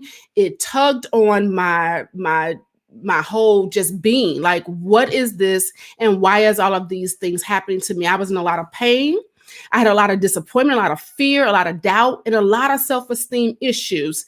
And really top the whole thing is my trust issues were out the roof, right? I had, all these things going on with me that I really could not deal with, right? But I had to quickly realize that everything that was happening to me was not really happening to me. It was really happening for me. That the Father had a plan that I I apparently had a part of before I got here. But I don't remember that because I'm in my flesh, right? So my spirit understood that I was here to do an assignment, and I had to go through many of those things in order to do the assignment that I have. But I was like, yeah, I ain't for this. What's up? I didn't trust myself, and I really did not trust other people. So this took me to a place where I was walking around paranoid, like everybody trying to get me, different things like that. And it just was not a really good place. I had to realize that the only person that I really had control over was really me. And since I had control only over me, that I had to do something about it. I had to take what was happening to me, use it for it happening for me, and then begin to put it and attach it to my purpose so that I can start to become a stronger influencer, to be ultimately exponentially growing in my relationships, in my personal life, in my professional life. I had this desire that I needed this balance in relationships. I no longer wanted to live the way that I was living, in fear and things of that sort. So I really had to work on myself. I actually spent 365 full days, and this pandemic added to that, right? Of me really deep diving and healing myself, figuring out all the insecurities that I had, figuring out the emotional bouts that I was having within myself, figuring out how to clear all that junk out of my spirit, my mind, my body, and my soul so that I can live full out, so that I can ultimately have the life that I was sent here to have, right? And now I actually teach internationally and domestically women and couples around the world how to do the things that I really did, how to learn how to master the emotions, how to build the confidence and all of those things so that you can ultimately have a better relationship. And these are decisions that I really had to make, soundly with myself in order to get on track so that I can be in purpose. Now I'm helping women, eradicate that fear, eradicate the emotional baggage, to so that they're not living insecure moments, right? And I like to call them insecure moments, because if we walk around saying that we are nobody, that you're not insecure about anything, then that would be a lie, because we all have our insecurities in some way, shape, or form somewhere in our lives. It may not be something as big as walking around insecure, as some of the movies and some of the new TV shows are showing, but we have insecure moments. And so how do we deal with those insecure moments when we're in relationship with other people, so that we can align our purpose with who we are and who they are in our lives, and move forward and be free? So today we're going to talk about that, right?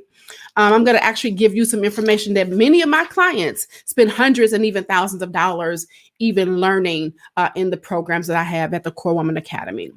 Okay, so we're going to talk about today, what is trust? What does it look like? We're going to talk about why trust is important, how to tell if you have trust issues, because we all have them, right? How to trust yourself again, and how to build, or in many cases, rebuild the trust that you lost. So first of all, in order to know something or how to do something, you got to know what it is, right? Trust is the belief that someone is honest and sincere and will not deliberately harm you. Okay. And this sounds real simple, right? But if it was that simple, then why are people walking around not trusting people? Why are people walking around side-eyeing most of the people that they come across? Or why is this issue so big? I mean, when I was doing my research, there was thousands upon thousands of articles about how to trust, how to build your trust. Why can't I trust my partner? Questions on Quora, all of these different things. I get this in every single one of my clients. One of their main foundation issues is that they lack the trust. So it can't be as simple as this here definition, right? So you have all these questions, that we need answers. So I'm going to help you answer some of those things and figure out how we can get to trusting again. Okay. Okay, so what is trust comprised of? There are 6 key components that represent trust, and see if you fully trust somebody, or if you can really be trusted. And these things are honesty, integrity, communication, vulnerability, benevolence, and ability. Now, if any of these components are missing, or if they're tainted, the possibility of having full, unadulterated trust, it dwindles. It kind of goes down a little bit. So now the reason why knowing these components to trust is important is because if you have 1 or 2 missing, do you not trust at all? Or is it that they have integrity, but they don't talk enough? Or, they are vulnerable, but I'm not sure if they're telling the truth. Or, they're very kind, but I'm wondering if they have an ulterior motive. Or they're capable of all of these things: honesty, integrity, communication, vulnerability, and benevolence, because they're very smart and intelligent, but they don't do any of them, right? So we need to know what the components are to kind of gauge the level in which we do trust other people, or even ourselves, or them trusting us. So we need to talk about those things. So we need to deep dive. Now let's go into why is trust important. Now, most people say the obvious. Oh, because we need it. It's kind of the foundation of love. If you go and you look at some of the different things in the on the internet that talks about trust, then you'll find people saying, oh, trust is the foundation of true love. And that is really true. It's kind of the foundation of the Most High. In order for us to know him, to be able to love him, we've had to grow to trust him. And so in order for us to say, oh my God, oh my Lord, oh Most High, I love you, it's because he keeps doing things, right? He keeps showing himself true. He keeps coming up and being honest. He shows integrity by doing what he said he's going to do. He communicates with us. He has the ability. He's very kind and benevolent. He has all of these things and attributes that trust is in these components. And that's why we love him. Right. But a lot of people don't pay attention to that. And I'll tell you a little bit why. Because, well, let me say this, because many times people will dive into relationships or dive into situationships and they have no foundation of trust and they're trying to figure out, well, yeah, I love you. No, you don't. You cannot. You can be infatuated. You can feel real good. But when you really truly love somebody, the foundation of that thing is always going to be trust. Trust helps you heal from past disappointments. When somebody comes into your life and you've had a lot of issues with people causing distrust or harming you in some type of way or any of those types of things, you kind of walk around like you're waiting for the next tree to fall out the air. But if you meet somebody that comes in and they give you this love, they give you kindness, they're communicating, they're honest, they're integritous, they have the ability to do all of these things that are happening in the components of trust are there, then they help you eradicate those things that have happened to you one by one. They remove them and those memories become very faint to you. Now you're seeing what love really is. And then that's when you begin to feel really safe. You find this safety in the love and the trust of whom you are with. Okay. Now, earlier we talked about, I heard one of the young ladies speak about babies and how the baby being raised a certain way, it was they have to tell them, hey, mom, dad, auntie, uncle, whoever, that, this is how I'm raising my kid and things of that sort. And we have to understand that how we're raising that child, like letting the baby cry all day, is really not a good thing. And let me tell you why. Our ability as adults came from us trusting as infants. Okay. And it gets tainted by how those adults treat us. And we carry that on into our lives, subconsciously moving through our entire lives. Like, for instance, they talk about when a baby is crying. Back in my day, when my babies were small, my babies are 30 and 24 now. Okay. When my babies were small, they told me, let the baby cry. Their lungs will get strong. Oh, that's just strengthening them. I had known what I know today, I never would have let my baby cry at all. But these are these wrongs that people are teaching us, and we have no idea. But when you let that baby cry and you don't go after that baby to soothe that baby begins to get trust issues. And it starts to then dig into their self-esteem. And they start to feel like, wow. So even though they're small little infants, so my needs aren't worth it. I have no value to this adult person. So they're not coming after my needs. And since they're not coming after my needs, then nobody should come after my needs. And when nobody comes after my needs, then I must not be valuable. So then I'm going to have low self-esteem throughout my life. And you're wondering why, right? So we have to be careful about how these little lended beings that we call babies have been given to us for a time being, for such a time as this, for whatever purpose they're here for. We have to be careful how we treat them, because as they're growing, we're teaching them how to treat other adults, how to be trustworthy, or how not to trust. And if you want to read about that, you can go as John Bowlby in 1969 did a study on this. So it's really good, right? So now I want to say this too. Let me also bring this in. Even though this happens, this is a core of our distrust. It is possible that baby has been built up to be trusting and, to trust other people and all of these things.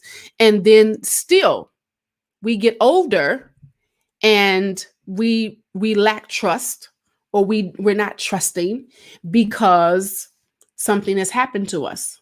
we've had some traumatic event. Somebody's broken our heart. Somebody's done something to us. There's molestation. There's all these different really traumatic events that happen to cause us to not trust people. So even though that's the core of it, it still can build that trusting child into a non-trusting adult.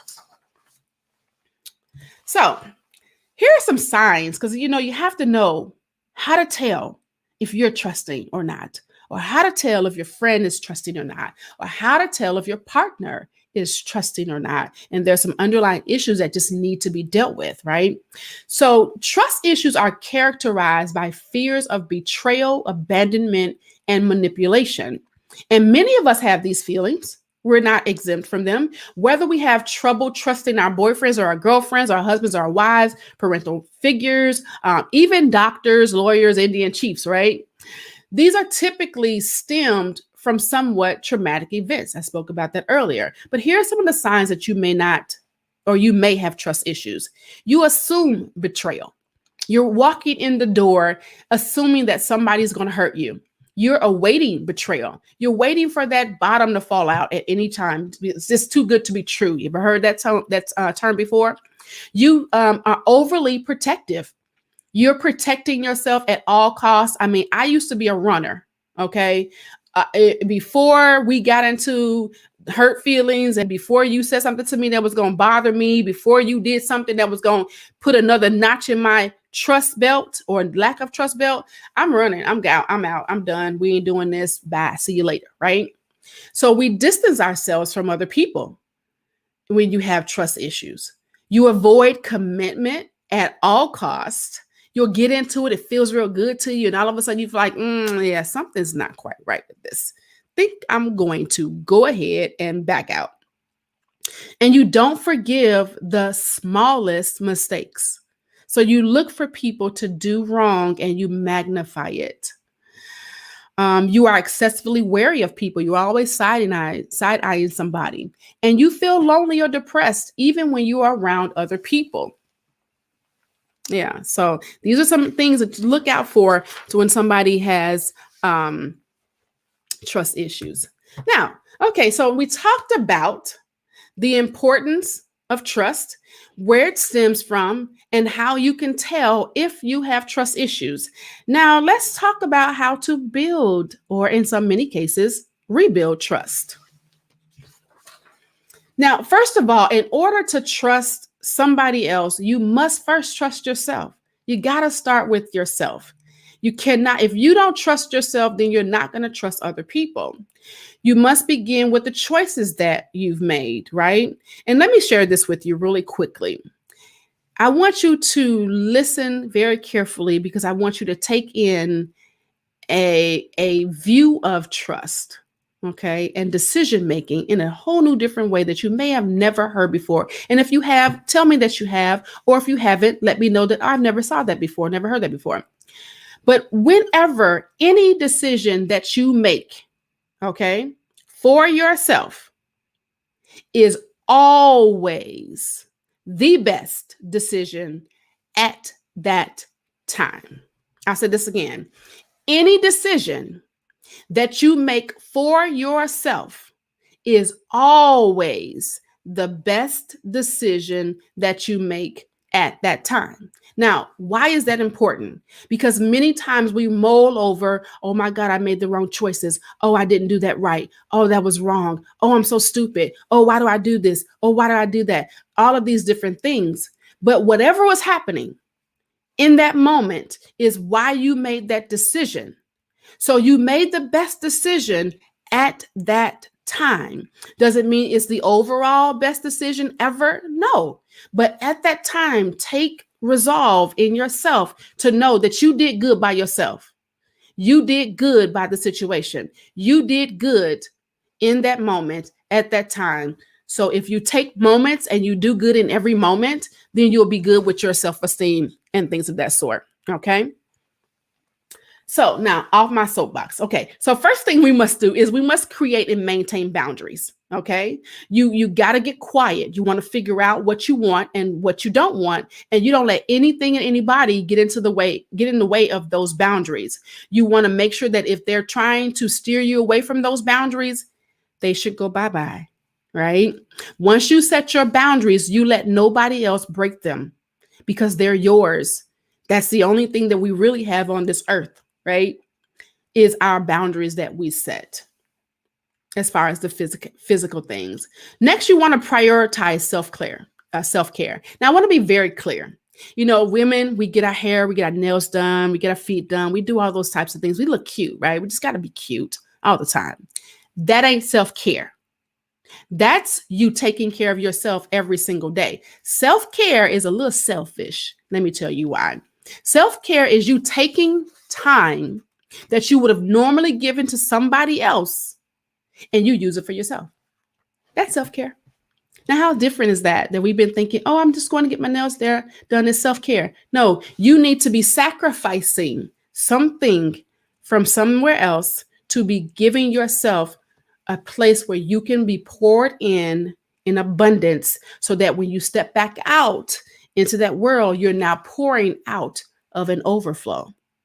And if you're not pouring out of an overflow, you don't have enough self-care. If you're feeling depleted, you don't have enough self-care. If you're feeling like you can't do any more, you need to amp the self-care up. Okay. Next, you want to keep promises to yourself. Many times we make promises. Oh, I'm not doing that. No, I told them no. Oh, I said I was going to do this. Or, you know, I'm going to lose weight, or I'm going to sleep more, or I'm going to go walking more, or I'm going to read more. All these things you're going to do, I'm going to do. But then you find yourself not doing that. What that does is tell yourself you can't keep promises to yourself. That also tells yourself subconsciously that you're not valued enough. And we have to make sure that you're keeping promises to yourself, or I can say it a little bit rougher so that people can get it, because sometimes we don't get the nice words. Stop lying to yourself or having integrity to yourself. Because if you don't have integrity towards yourself, then it's very difficult to have integrity towards other people. The fourth thing you must do is give yourself grace to know that you won't always get it right. You're not going to always get it right. Let me say it again. You're not going to always get it right. And it's okay, right? If the creator of all things that have thought of the beauty of who we are, breathe breath into our nostrils every single day, says to us, I give you grace and it's sufficient. How dare us not give ourselves grace? Lastly, you want to make sure that you are mastering your emotions rather than them mastering you. Now, much of what we are in this earth for is about managing and managing our time, managing our emotions, managing our children, managing our relationships, managing our jobs. Everything is about mastering or managing what we are in, right?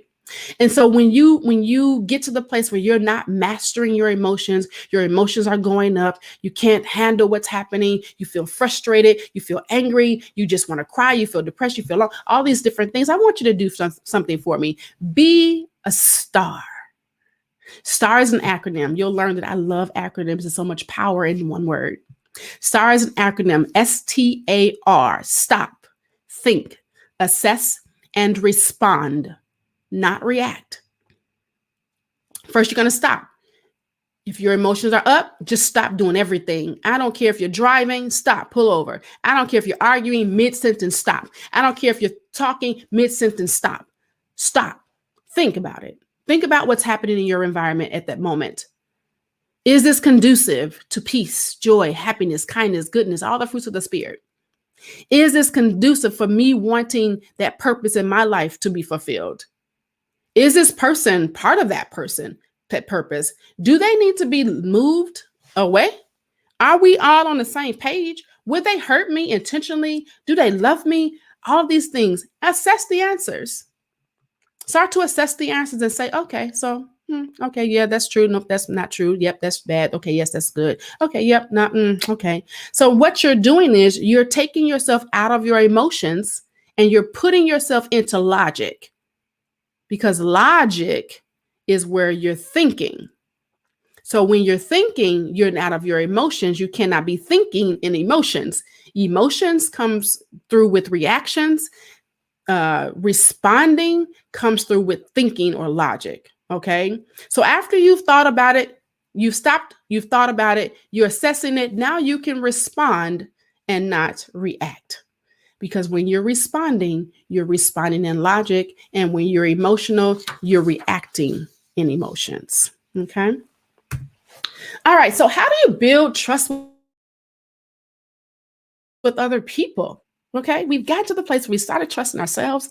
We know how to do that. We know how to stop, think, assess, respond, being a star because our emotions are mastered, right? Now, let's talk about how do we build trust with other people? Now, being trustworthy to yourself, it may seem a little bit simple, maybe a little bit easy. I can do that. I don't need nobody. I can just be in here and be honest, integritous. I can communicate to myself. I have the ability to do that because I'm smart. All these different things in the six components of trust. I can do that. I got this. Got some walk in the park. Got it, right? And from some, it may not be. But the real deal comes into play when you show others that you're trustworthy. The reason for this is that it builds influence, confidence, and a circle that supports what you do and what you say, i.e., you get help with your purpose. Okay? Because people are loyal to people that are trustworthy. Now, the first thing you must do is to make sure that you keep your word. We talk about that. Keep your promises, not only to yourself, but to other people. This goes hand in hand with boundaries and self care. Do not say you will or can do something, anything, without checking your calendar, without checking your family, your body, mind, and soul. If all those things don't check in together, we're not all in line going, yep, yep, yep, yep, and yep, you can do that. Then you want to step back and go, I'm sorry. I'm not aligned right now. Got to step back. I'm not going to be able to do that because that's going to be trustworthy because you just told the truth. Okay. So also make sure that you're not overextending yourself because it's going to make you look like a liar when you can't. Right. I was, I'm going to tell you something. I was challenged in that area. I was in the hospital for 4 days and I came out. I had clients up the wazoo. I had everybody trying to figure out what needed to be done. Oh my God. I was like, oh Lord, I done committed to this. I got a show right after this. I committed to these things, but I will not walk up to the door and look like a liar. So guess what? I had to get lack of sleep. I had to, do some midnight hours. I had to do what I had to do to make sure that I was here. And then I'm going to be at the next show after this. Okay. So we want to make sure that we're keeping our word. The second thing you want to do is communicate effectively. Now, a lot of times people think, oh, I communicate effectively. I did a poll on my page one day and probably 90% of the people said, oh, I communicate effectively. People think because they are eloquent with words, they have these higher education degrees, that they communicate effectively. And in reality, that's so not true. Communicate effectively simply means this. I'm telling you what I'm telling you, and I'm getting you to understand it in layman's terms. It's simplifying what you're trying to get them to hear you say, and they understand it. They don't have to agree, but they understand it. Okay. Also, you want to make sure that when you effectively communicate, here goes my acronyms again, that it is safe, SAFE, showing empathy. It's allowing for differences in perspectives. It is following your heart and you're elevating the positive in every situation. When you are doing that in every conversation that you're having, especially intimate conversations, you are making sure that you are effectively communicating in a safe environment. Okay. And when you do that, people find you trustworthy. Okay. Third, you want to make sure that you're not going too fast. Now, I'm talking fast, so don't y'all think I'm a little slick because I'm about to tell y'all. Fast talking folk, people think they're slick, right? I was a salesperson for many years, and I did not like people that was fast talking people because I felt like he was slick. I'm talking fast because I'm trying to get all this information in because I know I only have a certain amount of time. Okay. So you don't want to rush things. Okay. You want to make sure that you are getting people to get on your page without you forcing them, without you manipulating them, without you trying to get them or convince them. Let them be convinced of themselves. There's a saying, and I hope I don't get it right because I always get it wrong. The saying says, a man not convinced of himself is still convinced something about he's still convinced the way he was convinced in the first place. I don't know the saying. I'm gonna figure it out. I'm gonna get that right one day. But basically what they're saying is that you can't convince somebody of something that they're not convinced themselves about. When I say selves, their inner selves about. So you can get them to surface, go, yeah, that makes sense. But if they're sitting there going, I'm not quite sure about that, then they're not going to be convinced. It will wade away as soon as you walk away. Okay. The fourth thing you want to do is be consistent. If you start something, follow through with it as long as it takes for you to look at it and say, yep, that worked, or nope, it didn't. Okay. Before you make any changes. The fifth thing you want to do is take small steps. Stop running into the room thinking that everything is going to be perfect, all because you just decided you woke up this morning and, oh my God, I had an epiphany. I'm going to have my own business. And the Lord just dropped this in my spirit. And I'm going to do it today, tomorrow, Monday morning. I'm quitting my job. And I don't even know what the business is going to be named. Small steps. If you want a business, for those who are out there, you want a business, don't quit your job right now. You use that business to be an investor. That job to be an investor. If you don't want to tell people that you still at your 9 to 5, just be like, you know what? I have an investor and I have to meet with them every Monday through Friday from 9 to 5. We have to come to minds with everything. And they pay me every 2 weeks because of that. Make yourself feel what you got to feel to make sure that you don't take these huge steps of faith, right? Because there's faith without works is dead. So we have to know that there's some things and some processes that we have to take in order to get there that helps us to be trustworthy to ourselves, and we don't go back on what we said we were going to do. Okay. Sixth thing you want to do is be honest with yourself.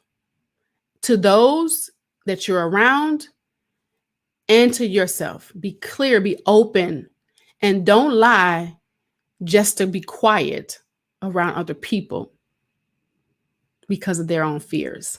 Okay. Seventh thing you want to do is listen actively. Now, there's times when you like, do you listen to me? Yep, I'm listening. You hear what I say? Yep, I heard you. You can repeat some things, but active listening means you have eye contact. You're not fiddling on your phone. You're not on your computer. You're not doing anything but having communion with that person, and you are talking to them. They're learning from you. You're learning from them. You're hearing them. They're hearing you. Actively listen. Okay. It builds trust, because they feel like you have an interest in what they have and what their concerns are. Lastly, you want to be vulnerable. Now, this is key.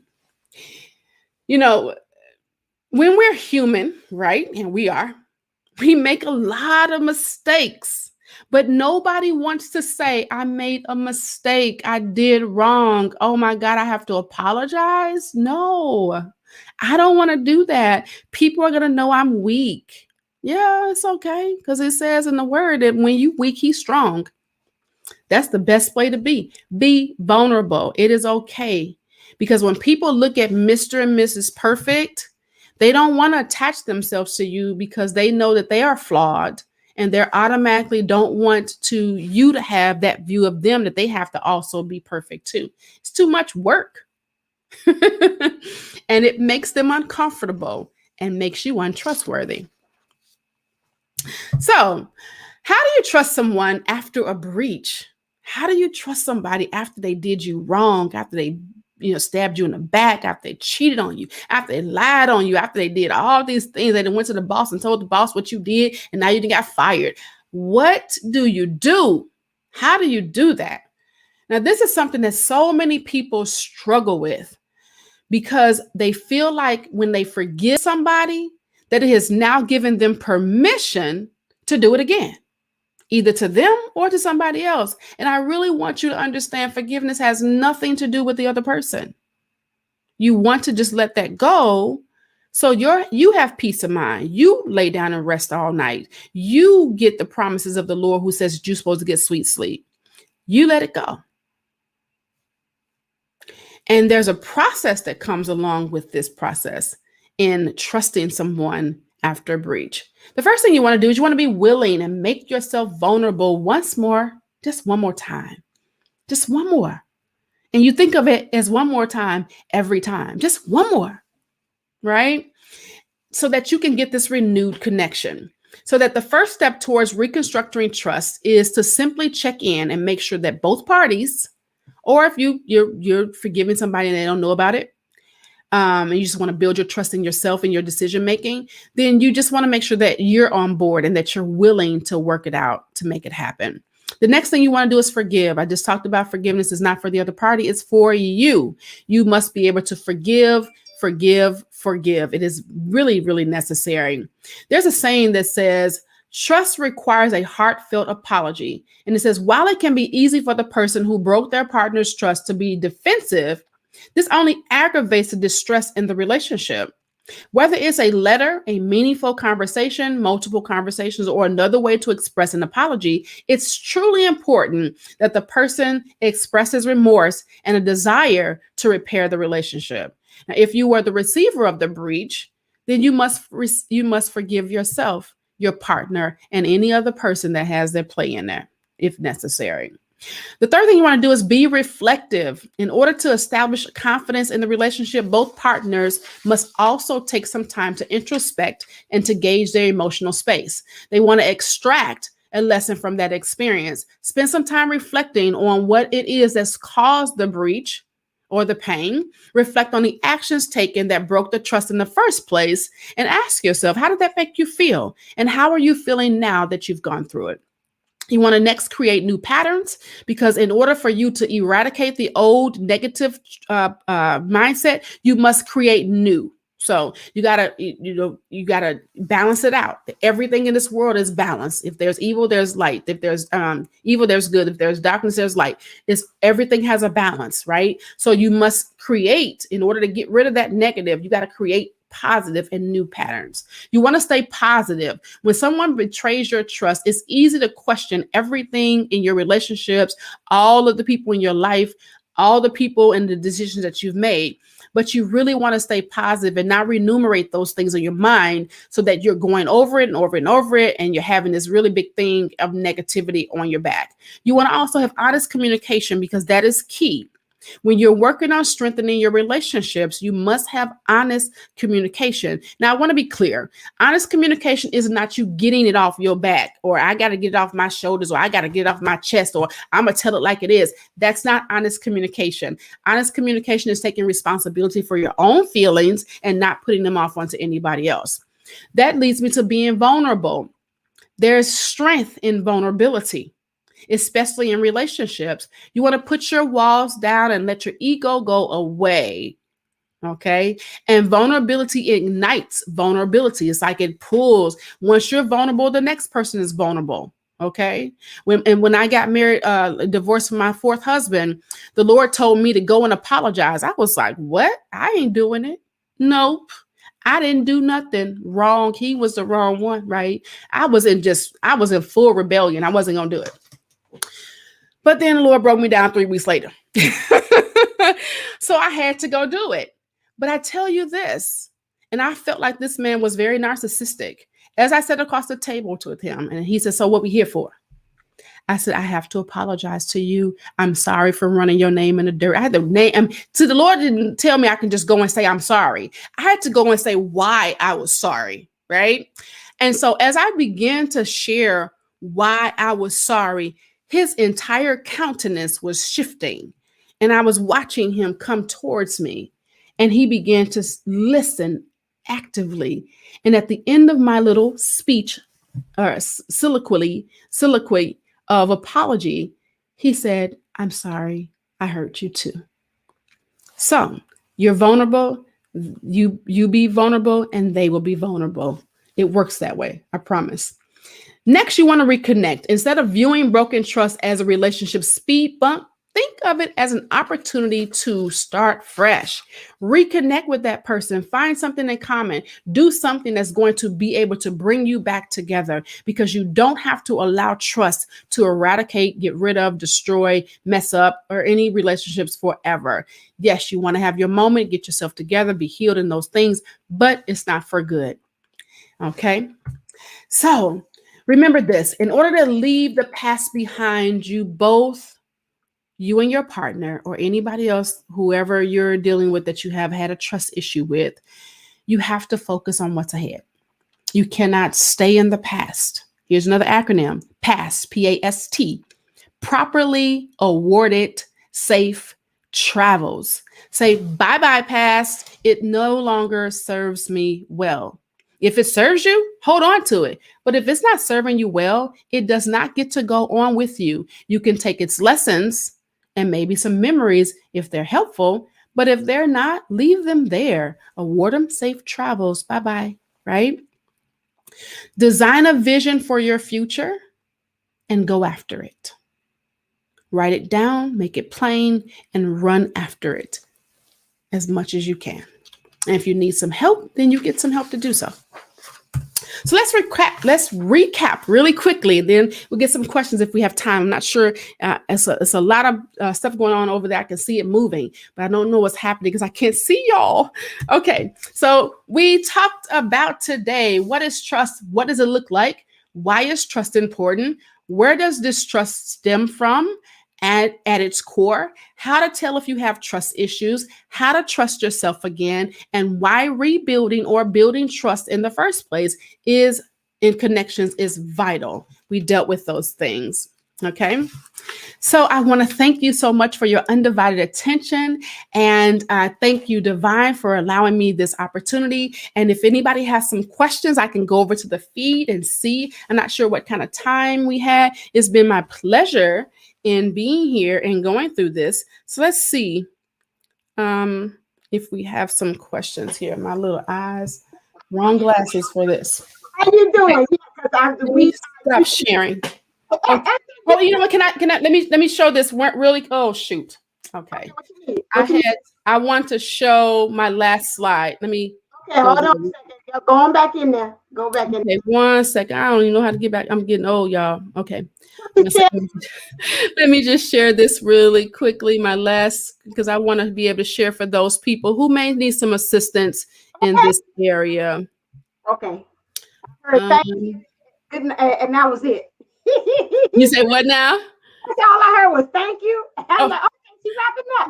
Okay. right. Let's see. So present slide. How do I do this from current slide? Here we go. So if you, let me allow you to offer this. If you would like to have some consultation with me, it's a free consultation to be able to help you with trust issues that you have, to create and maintain healthy relationships, to finally be free of fear and be assertive so that you can live out loud in this life that this thing we call life.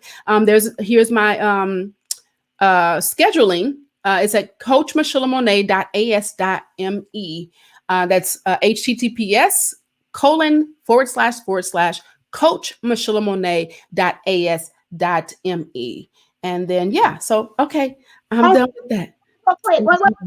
Mimi, get that the email that she got. Put it back up there, flash again. I'm gonna have Mimi, that's my moderator, put it in the chat. Can you do that for me? Yeah, okay. One Here it more is. You see it? time. You see that? Because she faster typing than I am. Okay. Yeah, and put that in the chat. I know she got it. And if I have to take a screen, because either she gonna screenshot it, one of the two. Throw it up and put that in the chat for them too as well. Thank you so very much. I'm gonna put it just in case she don't have it, so I have it as well. I think she is, or she might have walked away. If not, I got it, and I'll put it in the chat. Wonderful. Thank you so very Thank much. you so much. This was good. Let me see if I can get back to you. Jamie too as well. And so thank you so very much. It was so very informative. It's probably, she said she got it. Okay, good. about that. Spirit keeps on saying I might have to. We'll talk later again because I'm getting a part two to that. I think it was jam. I think they're gonna need that too for the next one. So I'll Okay. talk to you. All right. Talk to you later. All Bye bye. right. Bye Thank bye. you. Bye bye. Okay, here we are. You all ready? We got our own yoga is specialist over here. She's been so excited. We've been chatting, talking about this moment about yoga. Make sure if you need to go get, do we need to get like some towel or water or anything like that? Or If you have one block, oh, that's all you really need. okay, one block. And if you don't have a block, don't even worry about If it you because don't have a block, you can use a rolled up towel.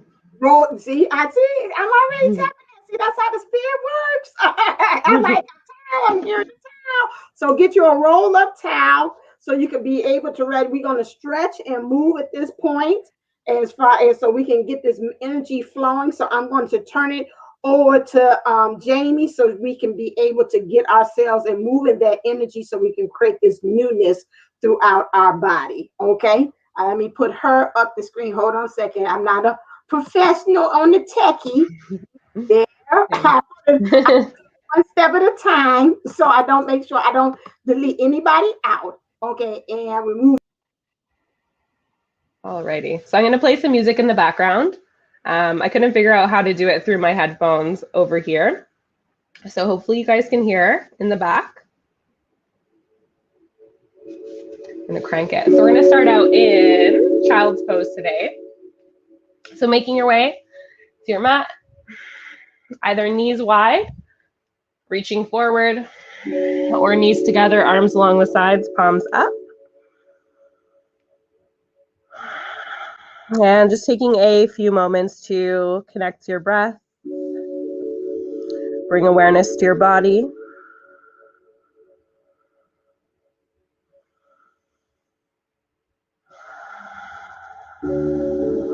And let's take a couple clearing breaths together. Deep breath in through the nose, out the mouth. Once more, deep breath in. Exhale.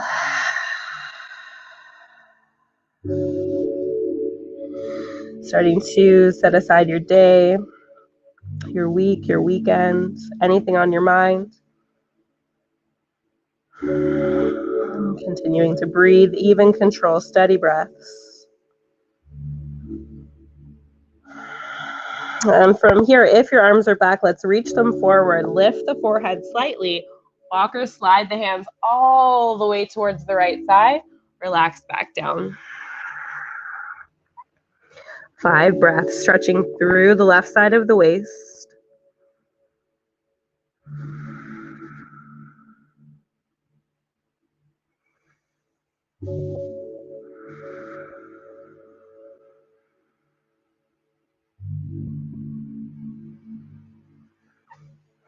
And let's lift the forehead, walk or slide all the way towards the left side. Relax back down. 5 breaths.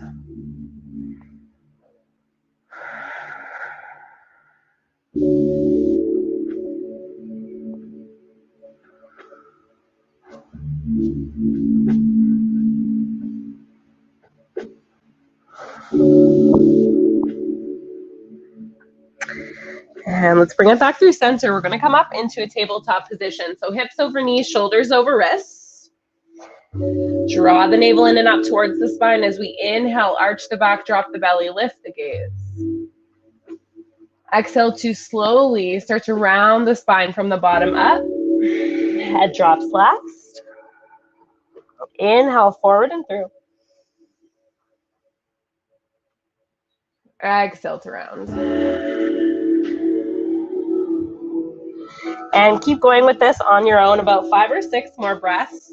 Breath per movement. Feel free to stretch out through the sides of the waist. You can sway the hips, sway the shoulders, or continue with cat and cow, just warming up the spine.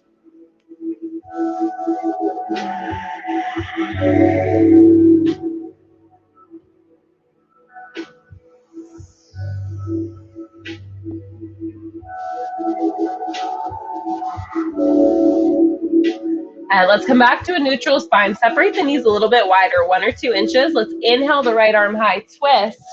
hold for 5. Lengthening, twisting every breath. 4.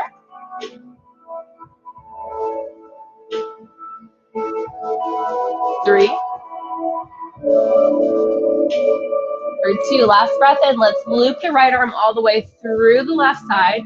Drop the right side of the forehead down. You can leave the left hand where it is, reach it forward, or you can reach up and around the back for the right hip crease. 5 breaths. And breathing into that right shoulder.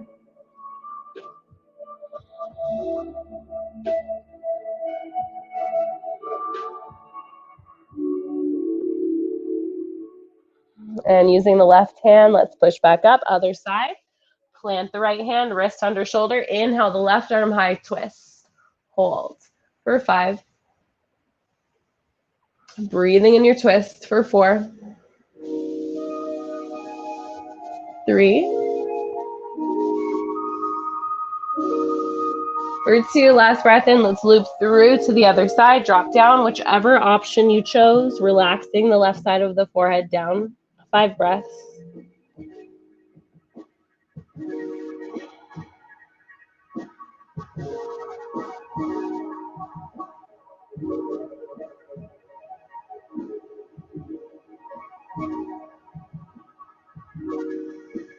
And using that right hand, let's push back up. We're going to flip all 10 toes under, lift the hips back and up into our first downward facing dog. So feel free to pedal out the feet here. You can sway the hips, sway the shoulders, maybe get twisting and turning on the toes, warming up the body, loosening up through the joints. Feeling that big, long stretch all the way from the back of the head to the heels. And start to find each and every fingertip here like you're clawing the fingertips into the mat, protecting the wrists, focusing on the index and the thumb prints. Making sure the palms are completely flat. Head hangs heavy, maybe shake the head yes and no, release the neck muscles. And let's take a little bend in the knees, look forward. Step 1 foot at a time to the top of your mat or towel or carpet. Whatever you have. Inhale to lengthen the spine. Hands to shins or fingers to the earth. Look forward, reach the chest. Exhale, fold over the legs, soft knees. Inhale, slowly start to reach all the way up, palms touch. Exhale, hands to heart center. So staying here for a few moments, option to close the eyes. Big toes touching, heels slightly apart, legs are straight and strong. Start to tune into your bandhas. Pelvic floor up. Let's draw everything in and up. Navel in and up towards the spine. Ribs tucked. Soften through the face, neck, shoulders. Keeping everything engaged. Let's inhale, reach up, gaze lifts. Exhale, fold, soft knees. Inhale to lengthen the spine. Look forward, reach the chest. Exhale, plant the hands. Let's step back to plank. So from the toes or the knees, we're in a nice straight line. You could have the knees down for this. Hold for 5. Find that press up between the shoulder blades. So we soften the face, soft elbows. 4, 3, for 2. So from the toes or the knees, let's slowly take an inhale, lower to the belly. Once you arrive, we're pressing into the tops of the feet. Hands just outside the high ribs. Let's inhale up to baby cobra. Lift the head, neck, chest. Exhale, lower. Warming up through the low back. Inhale, baby cobra. Lift the head, neck, chest. Exhale, lower. Last one. Let's inhale, lift, hold. Option to float the palms off the ground. 5. Navel drawing in and up. Even here, protect your lumbar spine for 4. 3. For 2, last breath in. Exhale, softly lower back down. Good. So bring your hands just outside the mat. We're coming high up on the fingertips, fingers underneath elbows here. So we're inhaling up a little bit further. Find cobra. Ribs lift. Option to lift the navel. Exhale, lower. We're staying high up on the fingertips here. Inhale up, find cobra. Squeeze the bum, protect the low back, exhale, lower. And on this last one, let's inhale, lift. Exhale, right shoulder down any amount. Maybe lifting the gaze left. Hold for 5. For 4, staying high up on the fingertips, feeling a stretch in the shoulders. 3. For 2, inhale, bring it back. Other side. Shoulder dip for 5. For 4. Keep on breathing. 3. For 2, inhale, bring it back through center. Find the fingertips, hold. For 3. Reaching through the chest, shoulders back for 2.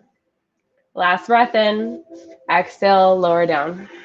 And if that was a lot for your fingers, you can clasp them together a few times, maybe shake out the fingers, shake out the wrists, draw circles. Bring the hands just outside the high ribs. From the knees this time, let's take an inhale. Exhale, push up to modified plank, and we're coming back into child's pose, releasing through the lumbar spine. So you can have your knees apart or together. Together is a little bit better of a stretch for the low back. Feel free to sway the hips side to side here.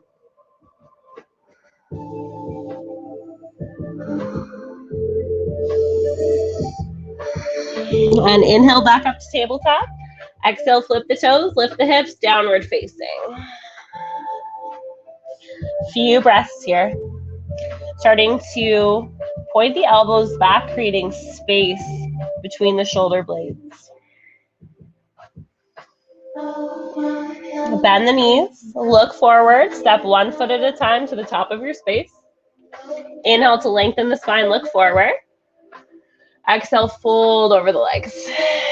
Inhale, reach up, gaze lifts. Exhale, hands to heart center. Let's keep moving. So inhale, reach. Exhale, fold, soft knees. Inhale to lengthen the spine, look forward. Exhale, plant the hands, step back to plank. This time from the toes or the knees, we're lowering halfway. Find a chaturanga push-up. If you're new to the practice, do it from the knees. This time find cobra or upward facing. Reach the chest, shoulders back and down, downward facing. Holding this one for 3. Even from here, we're drawing the ribs in, navel in and up for 2. Take a deep clearing breath in together. Deep breath out. Bend the knees, look forward. Step or float to the top. Inhale to lengthen, look forward. Exhale, fold. This time, let's inhale, reach up, palm stretch. Exhale, fold right back down. Inhale to lengthen the spine. Again, step back to plank, plant the hands, lower through your chaturanga. Find your back bend, inhale, pause. Downward facing. Holding here for 3.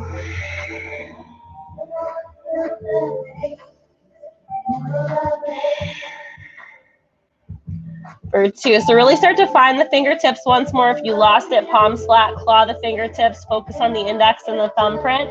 Step the left toes 1 or 2 inches closer to the face. So we inhale the right leg high, stack the hips, bend through that right knee, trying to bring the right heel towards the left bum cheek. Hold for 5. Doesn't matter how high your leg is reaching. For 4. 3. For 2, last breath in, bring knee to nose. Just like plank, press up between the shoulder blades. Hold for 3. For 2, last breath in, soft step between the hands. We're coming into warrior 1. So back foot comes in a little bit, 45-degree angle back foot, right toes are pointing forward, sweeping the arms up. If you're not used to warriors, we're pulling that right hip back in space, equal hips. Breathing here. Trying to find the inner edge of the front foot, outer edge of the back foot. Keep reaching as you relax the shoulder blades down the back.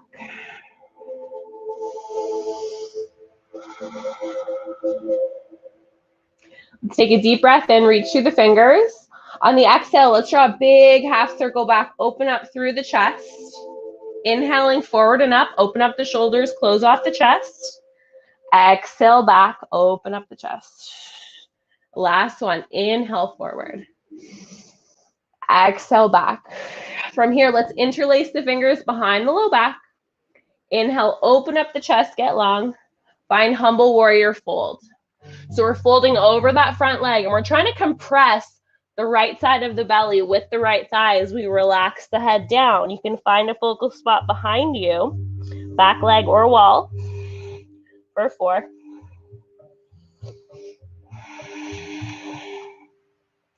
For 3. If that's a lot for the wrists, you can also reach for opposite elbows behind the back for 2. And we're going to slowly come back up, reach the arms, warrior 1. Exhale to warrior 2. So we're separating the feet, a little bit longer stance. Back foot now parallel to the back of the mat, looking forward. And we're trying to push that right knee out towards the right side, opening up through that right hip.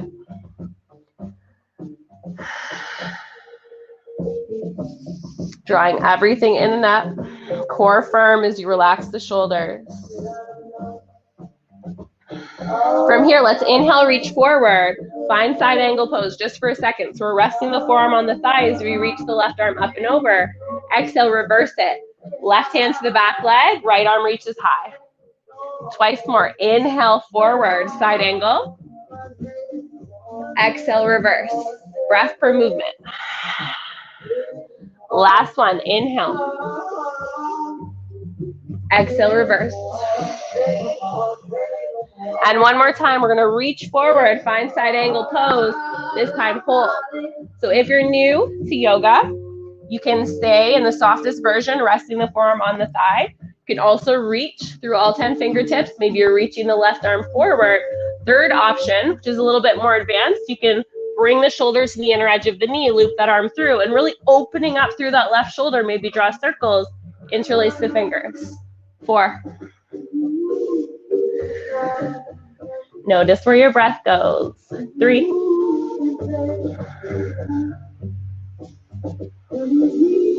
For 2, come back up, warrior 2, carefully with control. Flip the front palm, reverse, hold. For 3. For 2, last breath in, let's windmill that left hand to the ground. Come high up on the left toes, right arm reaches high, twist. 5. If that's a lot, you can always drop that left knee down.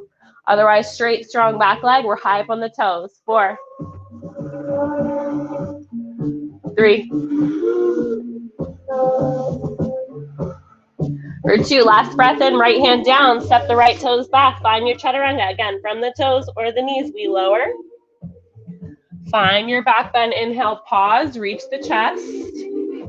Downward facing. Using our downward dog as a pause. So if this is a lot, feel free to take child's pose. Listen to your body. For 4.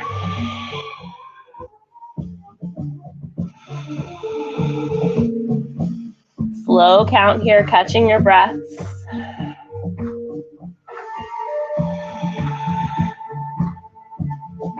3.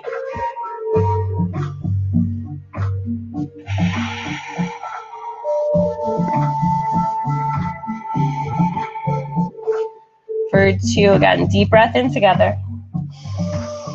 Deep breath out.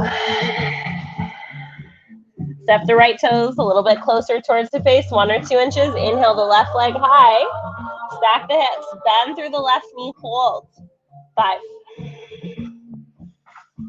Notice anything and everything that's working in the body to hold the leg up here. 4. Feel that big stretch in the back of the right leg. 3. For 2, last breath in, knee to nose, hold. Shoulders forward. 3. For 2, last breath in, soft step between the hands. And if you need to heel toe the foot up, go for it. Back heel comes down, 45-degree angle back foot, reach the arms high. Again, trying to pull that left hip back in space, equal hips. Reaching through the chest, reaching through the fingers, soften through the shoulders.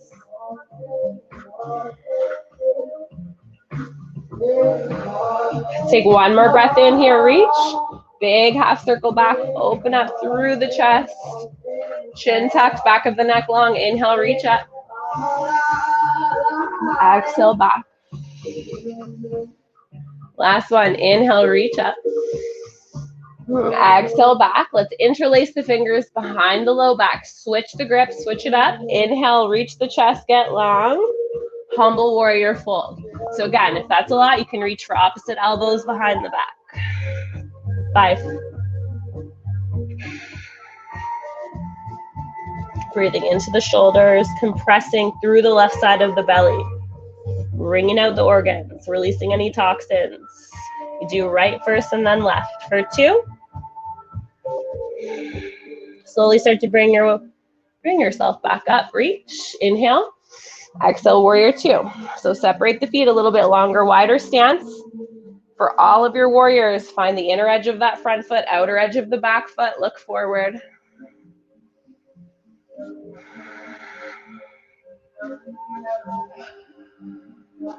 Strong, powerful legs, trying to keep that back leg straight and strong. Inhale, reach forward, side angle. Exhale, reverse it.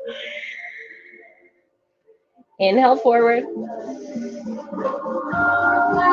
Exhale, reverse. Last one, inhale. And exhale. Again, come back to warrior 2, reach forward, find side angle one more time, whichever option you chose. If you're bound, switch the grip of the fingers. 5, 4, 3. For 2, make your way back up, warrior 2. Flip the front palm, reverse, hold. Last breath in, let's windmill the right hand to the ground, coming high up on the right toes. Left arm reaches high, twist. 5. If you ever feel anything in the wrist, you can create fists instead of palm down. 4, 3. For 2, last breath in, hand down. Let's step it back. Find your chaturanga from the toes or the knees. We're lowering. Elbows in towards the sides. Find your back bend, inhale. Downward facing. For 5. Or child's pose or dolphin. If you're not familiar with dolphin, it's forearms to the ground, just giving your wrist a little break. 4.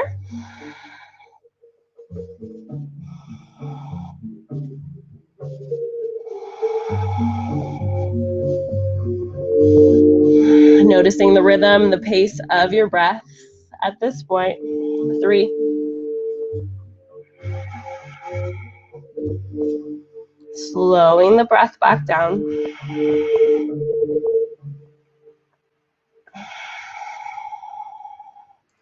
For 2. Again, deep breath in together. Deep breath out. If you're down in child's pose or dolphin, let's come back up to downward facing. This time, let's inhale the right leg high. Soft step between the hands, find warrior 2.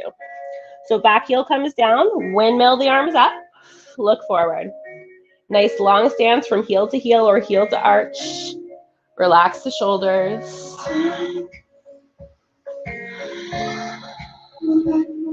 This time, let's straighten through the front leg. We're coming into triangle pose. So option to shorten the stance. I always shorten my stance here because I have pretty tight hips. You can bend the knees and hop it forward, or you can heel toe that foot in a little bit. Tilt the hips back, reach forward, find triangle pose. So keeping both sides of the waist long. This pose is new to you. You can have the hand rested on to the high shin, even the low thigh holding here. 5. Start to lift the gaze. Eventually you're looking towards pushing that left hip forward as you pull the left shoulder back in space. 3.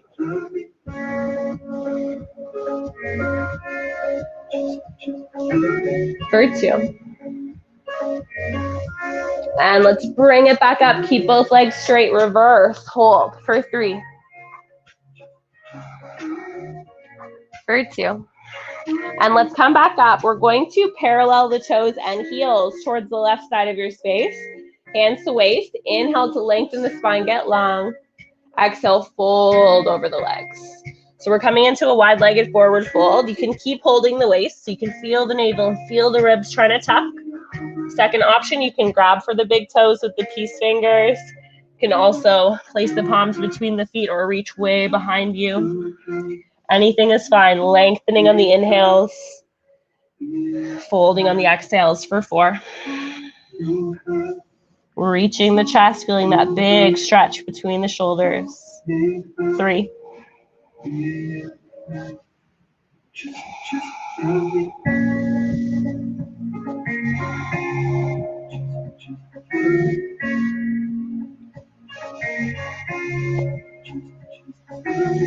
For 2.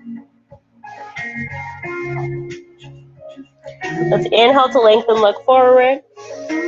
Exhale, walk the hands all the way towards the back of the mat. Step the left foot back, find chaturanga. Back bend, inhale, pause, reach the chest, shoulders back. Downward facing, exhale. We're facing the back of the mat, hold for 5.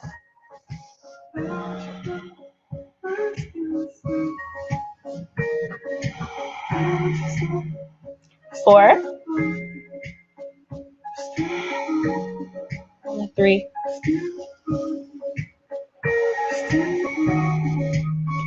2, bend the knees, look to the back of the mat, step or float to the back.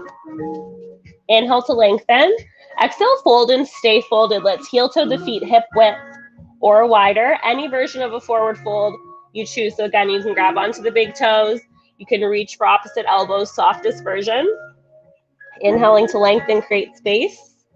Exhale, fold. For 5. And if your legs need to bend a little bit, have a soft bend in the knees. For 4.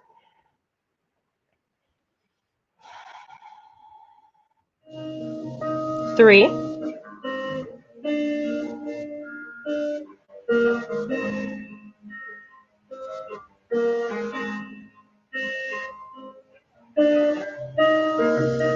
2, let's release our forward fold. Inhale, lengthen. Exhale, fold. Keeping the knees bent, protecting the hips. Let's slowly start to roll all the way up to stand. Inch by inch, stacking the spine. And once you reach the top, let's heel toe the feet back together. So big toes touching, heels slightly apart for yoga stance. Let's inhale the shoulders forward and up. Exhale, back and down. Twice more, shoulder rolls. Inhale, forward. Exhale, back. Last one, inhale. Exhale, shoulders back and down, palms face forward. Option to close the eyes here. So start to spread the toes wide, legs are straight and strong. Start to find all 4 corners of both feet. Let's soften through the facial muscles, shoulders, throat, scalp, behind the eyes soft.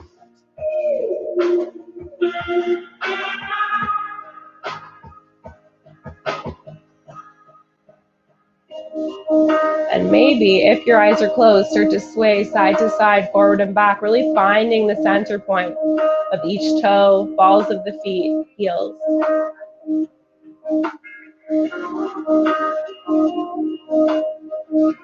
And let's take a deep breath in. Deep breath out.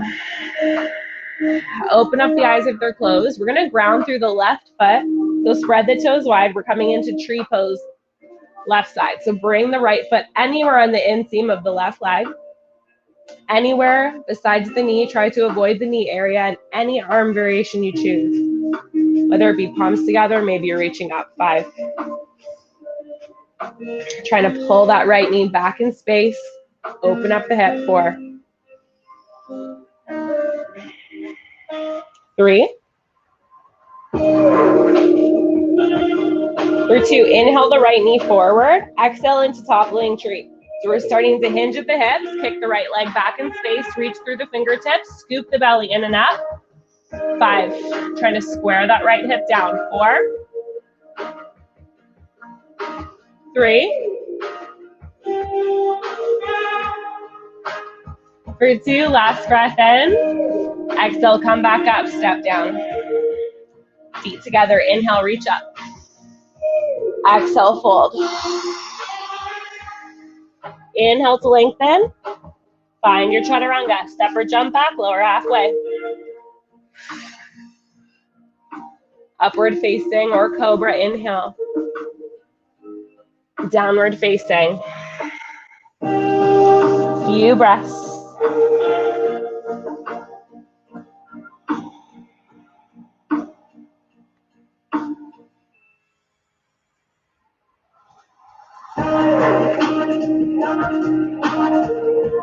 This time, let's inhale the left leg high. Warrior 2, left side. Step between the hands. Back heel drops. Windmill the arms up. Warrior 2. Look forward.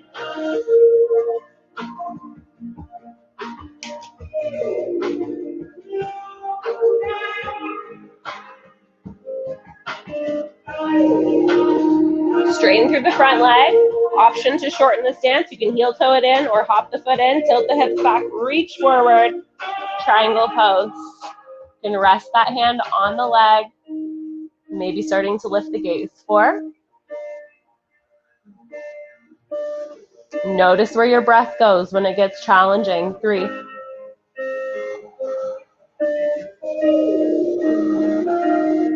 For 2, keeping both legs straight. Let's come back up, reverse it. Hold for 3. For 2, bring it back up. Parallel toes and heels once more. Coming into a wide-legged forward fold. This time, we're interlacing the fingers behind the low back, or you can reach for opposite elbows, which is a little bit softer. Inhale, open up the chest, get long. Exhale, fold any amount. Doesn't matter how much you're folded. We're lengthening on the inhalations, reaching through the chest, folding on the exhalations, drawing the navel in. And again, you don't have to have your legs completely straight. 4.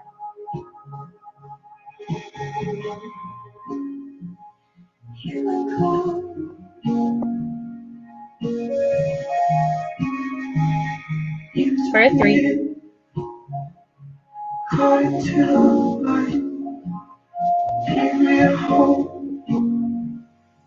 For 2, last breath in. Let's softly release the hands down to the ground. Exhale. Let's bring the left fingertips in front of the face on this one. We're high up on the fingertips once more. Inhale the right arm high, twist, hold. 5. 4, lengthening, twisting every breath. 3.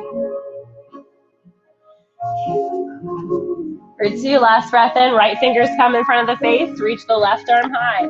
5. We always twist right and then left, wringing out the organs, releasing any toxins. For 4. 3.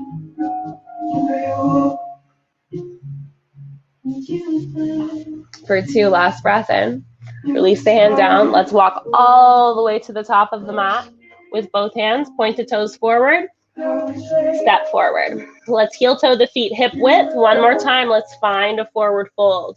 So reach for opposite elbows and grab onto the toes. You can interlace or grab opposite elbows behind the back. 5.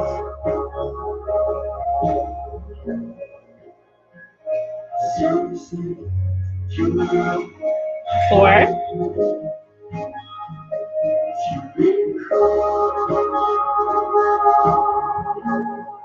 For 3.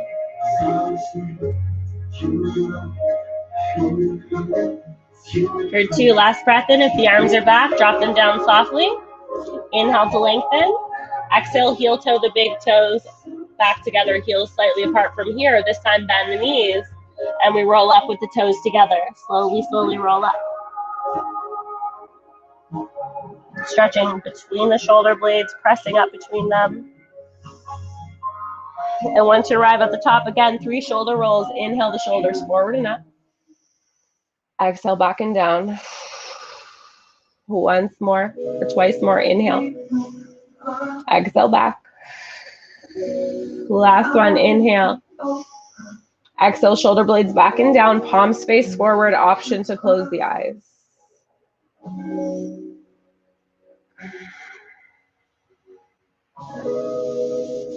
Slowing the breath back down. And start to notice the toes, heels, balls of both feet. And you soften through the facial muscles, behind the eyes, ears, scalp, throat, unclenching the jaw.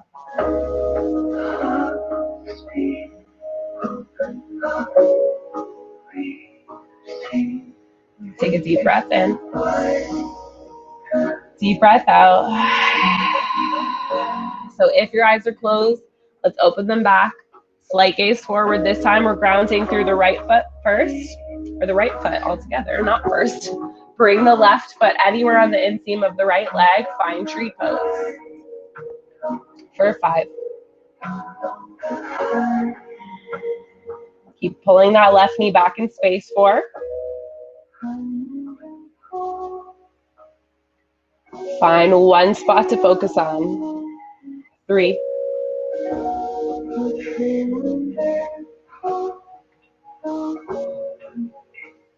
For 2, let's bring that left knee forward. Inhale.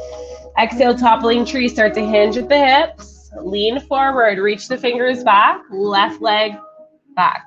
And up. 5. For 4. Notice where your breath goes. 3.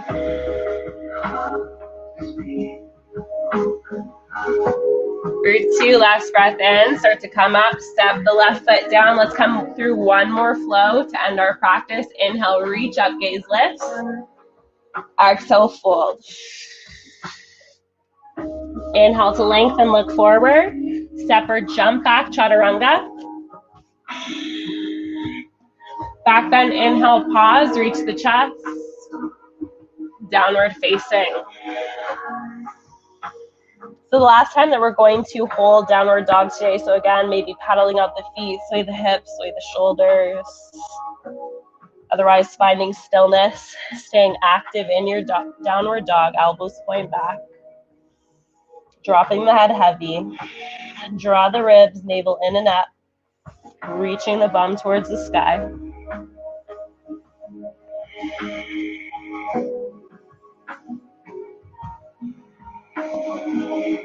Let's inhale the right leg high. We're coming into pigeon pose. So let's bring the right knee behind the right wrist. Flexing through the right foot. So this is a lot. If you've never done pigeon before, you can also bend the left knee out towards the side. If your leg is straight and that feels okay, you can plop a block or a towel under that right hip for equal hips. And let's lengthen through the spine, get long. Option to stay up. Maybe you're lowering down. Any amount. You don't have to come all the way down. You can also have a block or a pillow or anything underneath your forearms here. Usually stay here for at least 30 seconds. Getting right into the hips. Noticing the breath. And just allowing any thoughts, anything on your mind, pass by for now. Bringing awareness back to your body, back to your breath. Can you lengthen the inhalations?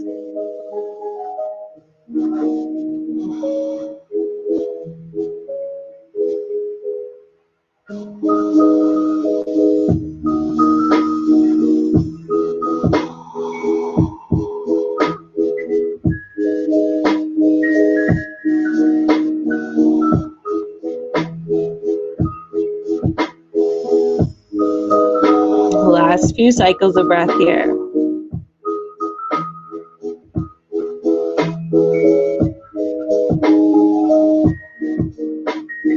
Whenever you're ready, let's slowly start to roll back up. If you're folded, drop onto the right side. Let's swing the left leg around. So we're getting into the end of the practice. It's a lot more chill. Let's bring that right foot smack dab in the middle of the left thigh. Right hand behind you. If you have any knee injuries, you can move over a little bit. Make sure your knee's over top of the mat or towel. Inhale, reach up. Breathing here. Find a little back bend. 5. Find the fingertips. Right hand. 4. Protecting the wrists. 3. For 2. Last breath in. Soft landing back to the ground. And we're coming into a forward fold here.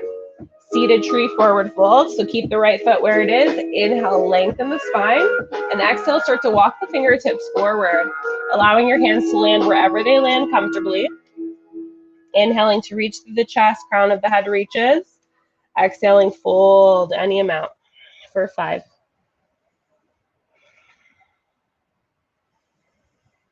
For 4, pull the left toes towards the face to feel that big stretch in the calf, the hamstring. 3.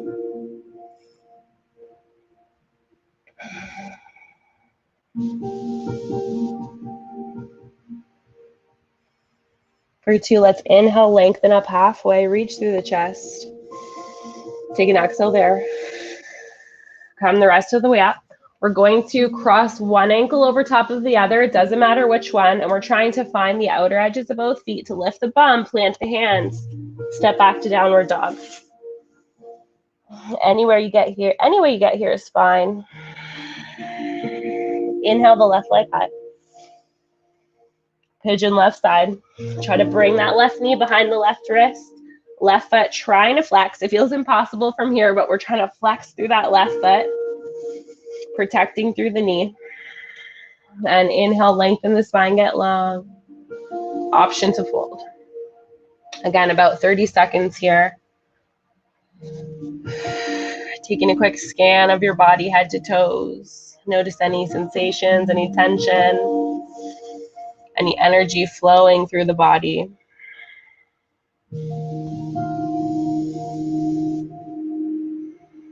Soften the shoulders down, away from the ears. And again, trying to lengthen your inhalations to deepen your exhalations.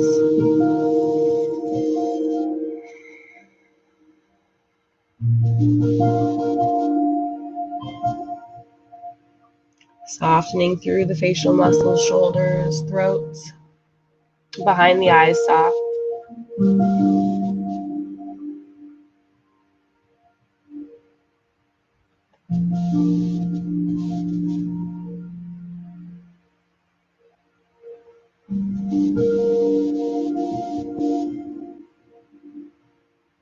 Last few cycles of breath.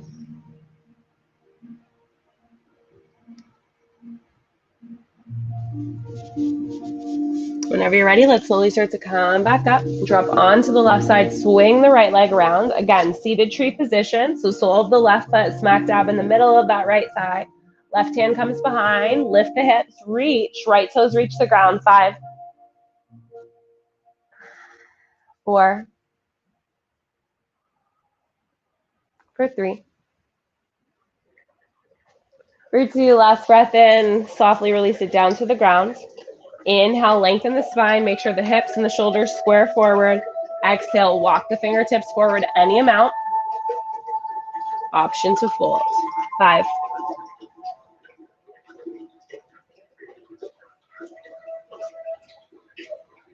for 4,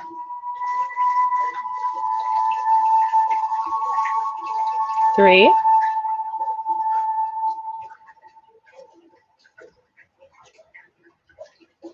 for 2, inhale up halfway. Exhale there. Inhale the rest of the way up.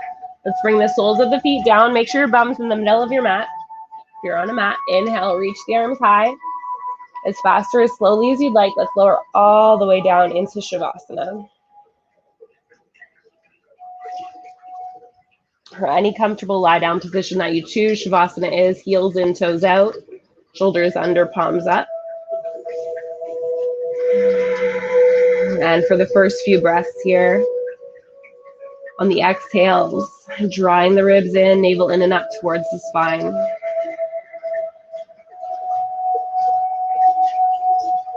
Maybe tucking the chin, gentle rock with the head side to side, release the neck muscles.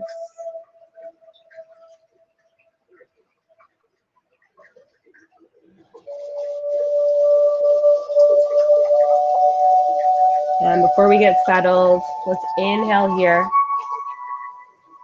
Option to sigh it out. Once more, inhale. Exhale.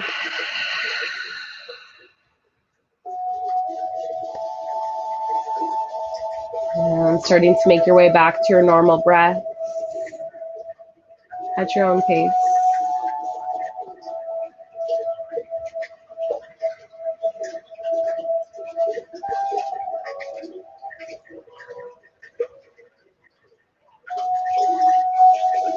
we're trying to give ourselves at least 1 to 2 minutes here, fully resting the body, relaxing the breath.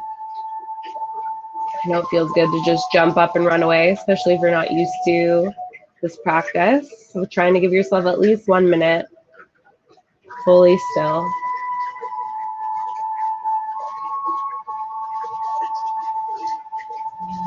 Allowing your thoughts to drift away for now.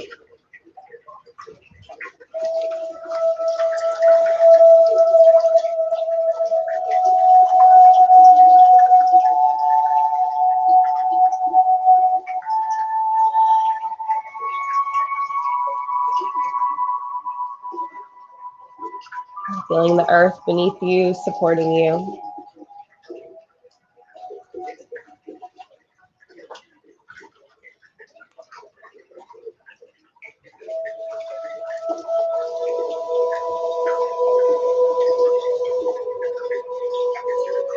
Yeah, thank you so much for sharing your practice with me. Have a wonderful rest of your weekend. Happy Easter. Namaste.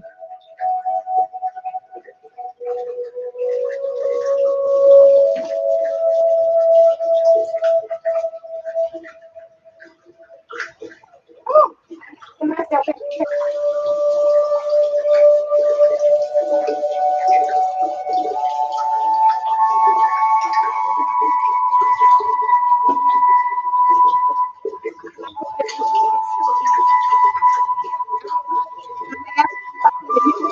because it took me a while to come back. She like this lady right there. I was like, okay, I, oh my God. Thank you so very much. It just made me just to remember about how it was just missing that yoga practice and that connection with the instructor, that one-on-one. So I thank you so very much.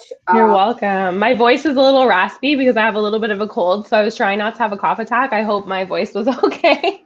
Oh, your voice was fine. Your voice, Okay, good. whatever it was just very soothing. I was like, oh my, Good. I need to get it in one of her classes. Yes, come anytime. Let me know. Let me, because you sent it to me, because I'm not professional. It's going to cover you for a second. So this is her. She does yoga, Pilates. She's a personal trainer. She's a life coach. And whatever it is you're looking for, she's here for you.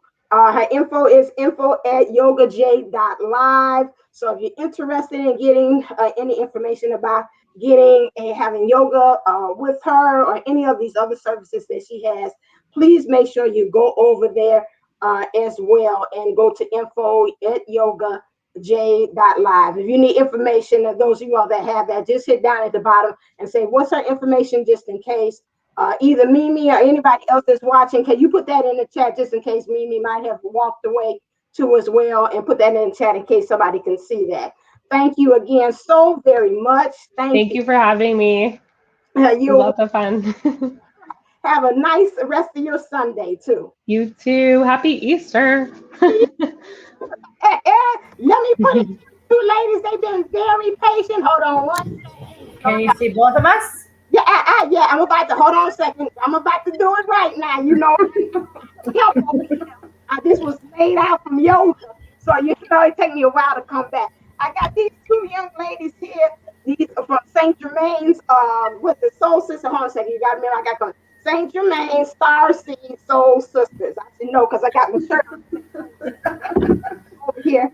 And so they're next on our program to help us to understand how we can be able to take the two polarities of negative and positive. Now, just going to put before you, because I don't know where these ladies are going to take us. There is a trigger warning. So some of the things that they're going to touch upon, especially on the journey, you may be saying, oh my God, I got to clutch the pearls or hold my weave down. Do whatever else you got to do in that point as they're talking to you, but they're going to come and share because you understand the world is run by two polarities of energies. And so they're going to touch upon that as far as when we talk about ground zero, how we can use that to our advantage. Let me see what it was the title that I had given you all, but I know y'all gonna go off the script because I already know. Probably. We usually do. Trying to look, they're gonna go off the script anyway. I know how they do. All right, then. So let me turn this over to the ladies here. Let me put you forward. Hold on a second. I got to do this real slow. There and there. Okay, now I'm gonna take me out of the thing. So it's all up to Hello, everyone. How's everybody doing on this wonderful, well, Easter day that's gloomy over here? So we're going to touch base with a little bit of why holding on to the darkness actually can truly help you. And the way to find that darkness is knowing where all your negative emotions are coming from, asking your body about why you're holding on to certain things inside your body, and then finding your trigger moments. I had a trigger moment this weekend, hanging out with someone I haven't hung out with in a long time, and found out I like to hold on to my own crap. So, release letters is best for those things, and I still have to do mine. But when it comes to the darkness that you can really truly like grab hold of, is knowing that those dark emotions, you need them. Your ego is there to remind you that these dark emotions exist and you need to work through them. If you don't embrace them and know that they can still be in the back of your mind, knowing that everything that's been dark that you've been holding on to is there to teach you a lesson, and you can't get out of it and find that light. So just know that that needs to happen. If you get into the dark night of the soul, you need to go deep into that darkness, and you can harness that energy and change it into something more brighter and lighter and happy. But you can also hold on to that darkness and throw some shit somewhere else too. So, Anytime that you are actually triggered by somebody, it can be a family member, a friend, a spouse, any single person, it is usually something that you actually need to heal in yourself. And to usually recognize that, it's either you're going to get mad, you're going to think that their tone of voice or something that they say is going to get you upset. That is a thing that you'll end up actually having to heal. Not a lot of people understand that everything is a mirror in life. So if you are seeing something that's affecting you, it's usually because that's something that you actually need to heal inside of yourself. let's go with some karma. So everyone pulls on a karmic debt. It depends on where it comes from, and sometimes you don't know where your karmic debt's coming from. You get really bad luck. Things are going wrong in your life. You're holding on to stress and frustration. It could be just as simple as going through a past life regression, or if you really need to dig deep, it could be some sort of karmic debt you held on to from a past life. So you need to go into your Akashic records and clear those Akashic records. And knowing your darkness from a past life can actually really brighten up your world. So I do Akashic record readings, and I do past life regression as well. And both of them are a little different. One is reading your soul's books. The other one is going through that life and seeing how you died. Sometimes it's just as much as knowing that, hey, I have a phobia of oceans. Well, you probably died in a shipwreck and you don't even know it. And then you're like, oh, okay, that's how I died. Okay, now I don't have to hold on to this fear anymore of the fact that I died in a shipwreck. Or it could be that you got bitten by a snake and that's why you're scared of snakes from a past life and it killed you. So you just need to kind of figure out where that darkness inside of you is and harness that power, and know that you don't have to hold on to the negative emotions of it, but know they're there, and then kind of release it and let it go and see that there's a brighter side to it. A lot of the time you'll end up staying in a karmic relationship. What a karmic relationship is it's not it's more of, you've made a contract before when you've actually come into earth that you need to overcome certain aspects. And it can either be drugs, it can be alcohol, it can be a shitty relationship. It's a number of different things that you've made contracts for, and that you actually have to overcome. A lot of people, they're going to hit rock bottom and then they have to build their way up. But there is a couple different ways that you can clear that. And as Kathy was saying, you can do it through Akashic records. You can do it by changing contracts. And not a lot of people think that you can change things. And a lot of people aren't capable of changing things. But I know Kathy can end up changing certain karmic contracts. But that's why a lot of people end up staying in shitty relationships, because you get more addicted to, after so long of fighting and stuff like that, your body really gets addicted to the negative aspect. And it's hard to really change your subconscious to make you think that, okay, well, I'm not afraid. Everybody's like, I'm afraid to be, or I'm not afraid to be alone. But really, in the aspect, if you are sticking in a shitty relationship, you usually are afraid that when you get into a new relationship, that they're either cheating on you, or they're lying to you, or you're staying in a relationship that they're cheating on you or lying or whatever. And it's more because you're addicted to that. And that's why healing your body is so important. There's so many different aspects you can do to heal your body. You don't just think, like, meditation is important, but there is other ways you can actually heal it. I do healing, right? And balancing people's chakras and opening up their third eyes and stuff like that, and teaching people on how to use energy. Once you've tapped into energy use and know how to really work with the universe, things really start opening up. I was blocked for a long time, and even being able to see in meditations because of what happened when I was younger. And I held on to that, right? And then now I'm doing meditations and things open up, and I get really nervous when I start seeing pictures when I'm meditating.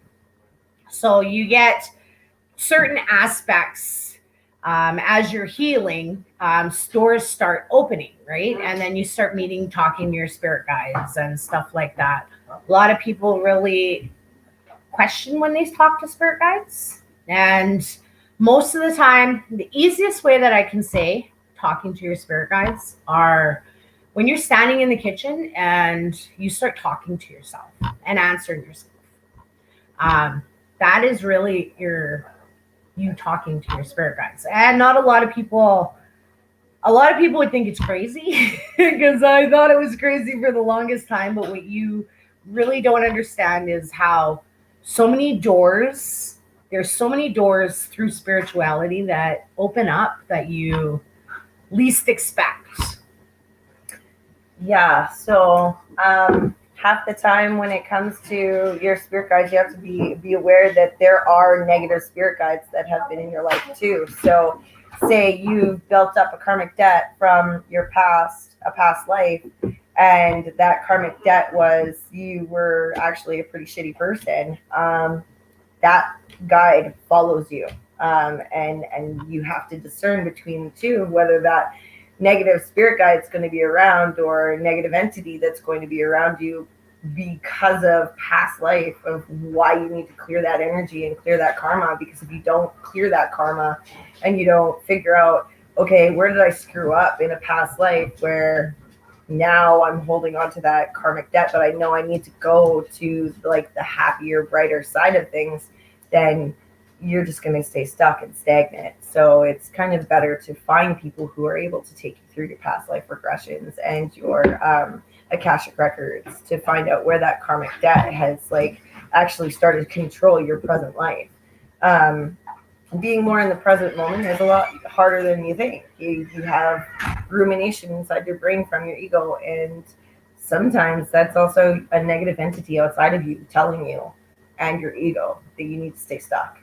So you got to kind of figure out how to discern between that negative energy, but you can actually turn it around too and use that as a way to bring yourself more aware of the fact that every guide is a guide, whether they're negative or positive. They're still a guide to teach you something and to give you a different lesson that you didn't think that you could be taught before. So I just hold on to my negative guides and I use them. You can always, if you don't want to deal with your negative guides, you can actually ask your main spirit guide. usually have two main spirit guides, one main one and then the other one that helps out, to block that negative spirit guide.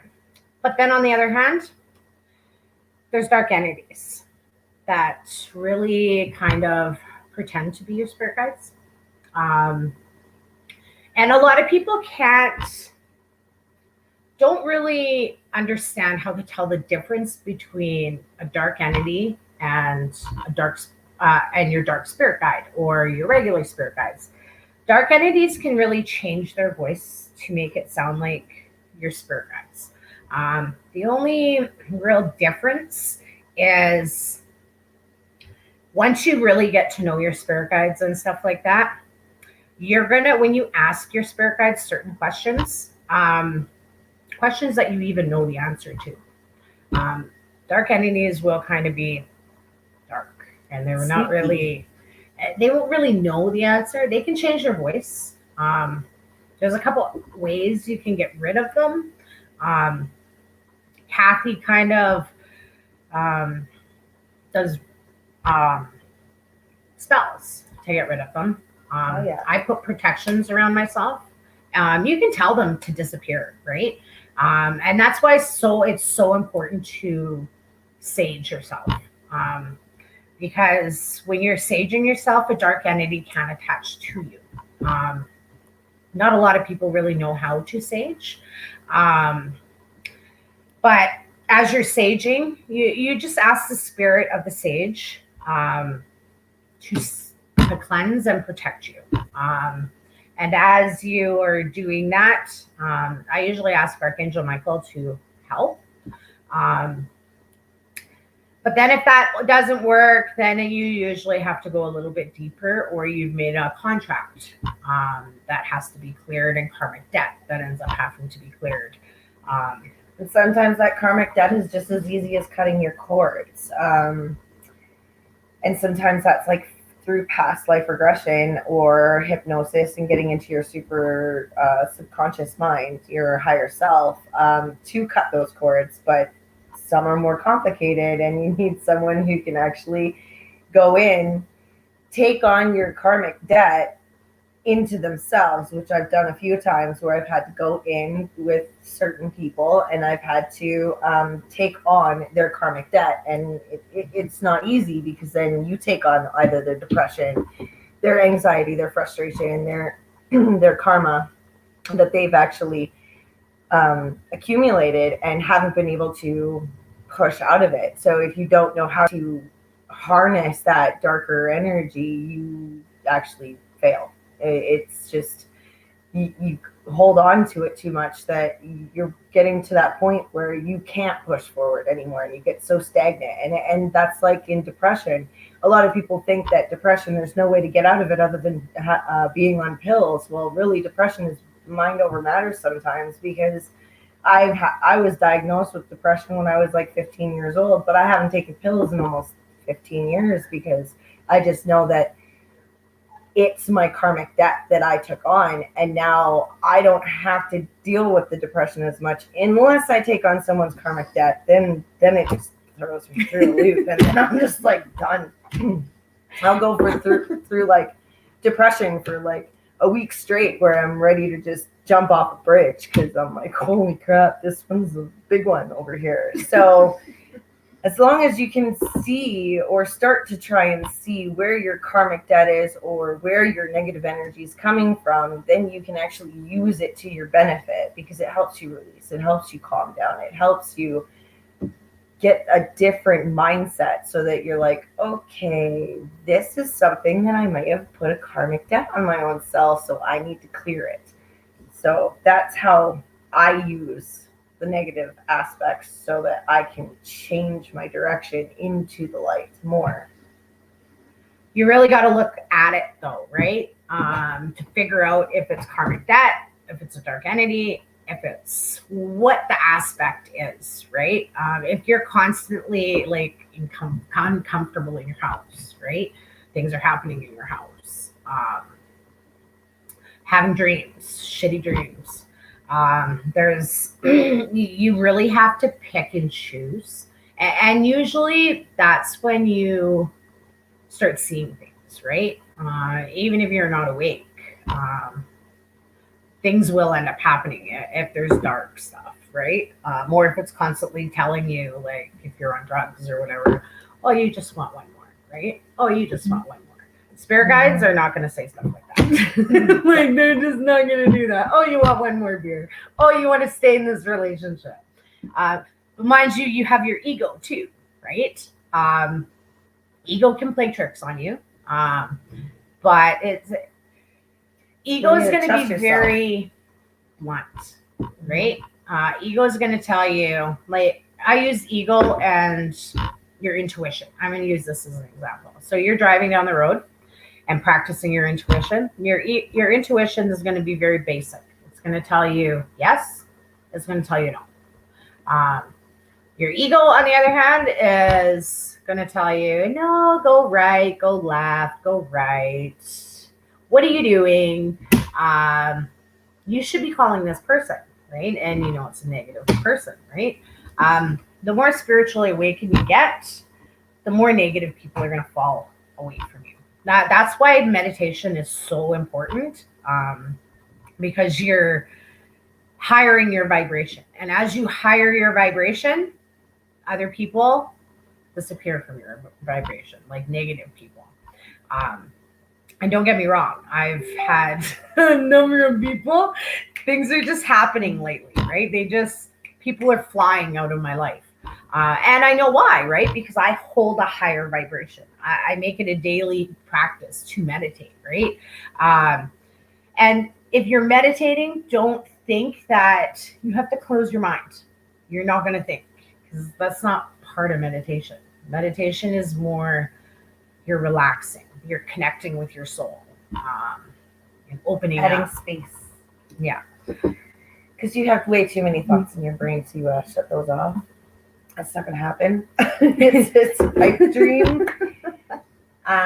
So I think that why the 4/4 portal happens is because it's not only just after the spring equinox, it's just such a higher vibration to get to your guides. Because if you look at what the numbers 4 mean, 4s are all about your spirit guides and your angels are with you. So when you get into the double digit, it's trying to figure out what spirit guides you really truly need right now. So sometimes you may need that negative one just to say, hey, by the way, guess what? You got some karmic debt to deal with. And then you're like, shit.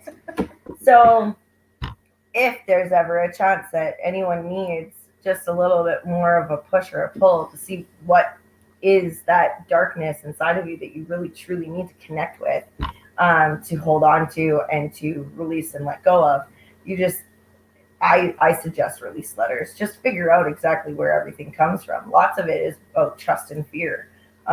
When you fear a connection with someone, whether it's soul family, whether it's relationship wise, if you have fear from your past or trust issues from your past, how can you truly connect with that person? I know I have to deal with my own trust issues and my own insecurities and things like that. And it's really hard for me to actually give that, like the Fool card, that, leap of faith, that risk. I sometimes can't do it. It's really hard because I don't trust that a person's not going to leave me behind. So that's what I'm dealing with right now. And my negative entities around me, while my negative guides around me, they're the ones helping me right now. Because my positive ones are like, oh, you can do this. And I'm like, all right. And my negative ones, they're saying, no, you need to heal this. You need to deal with what's going on inside of you and why you always feel like you're being abandoned and why you always feel like people are just going to screw you over and no one's going to actually truly be your real friend. And it's taken me a while. And Jen's like my absolute best friend and one other female, but men, I'm not really friends with men. I don't trust them through a hole in the ground. I always feel like they've got an ulterior motive and they're only friends with me just to, I don't know, fuck with my emotions. So I need that negative side of me to keep me on point. Like, I can't just go to the positive side and go, yeah, I can totally trust this person. Yeah, no, I need some negative shit in there too, going, hey, you are allowed to be careful.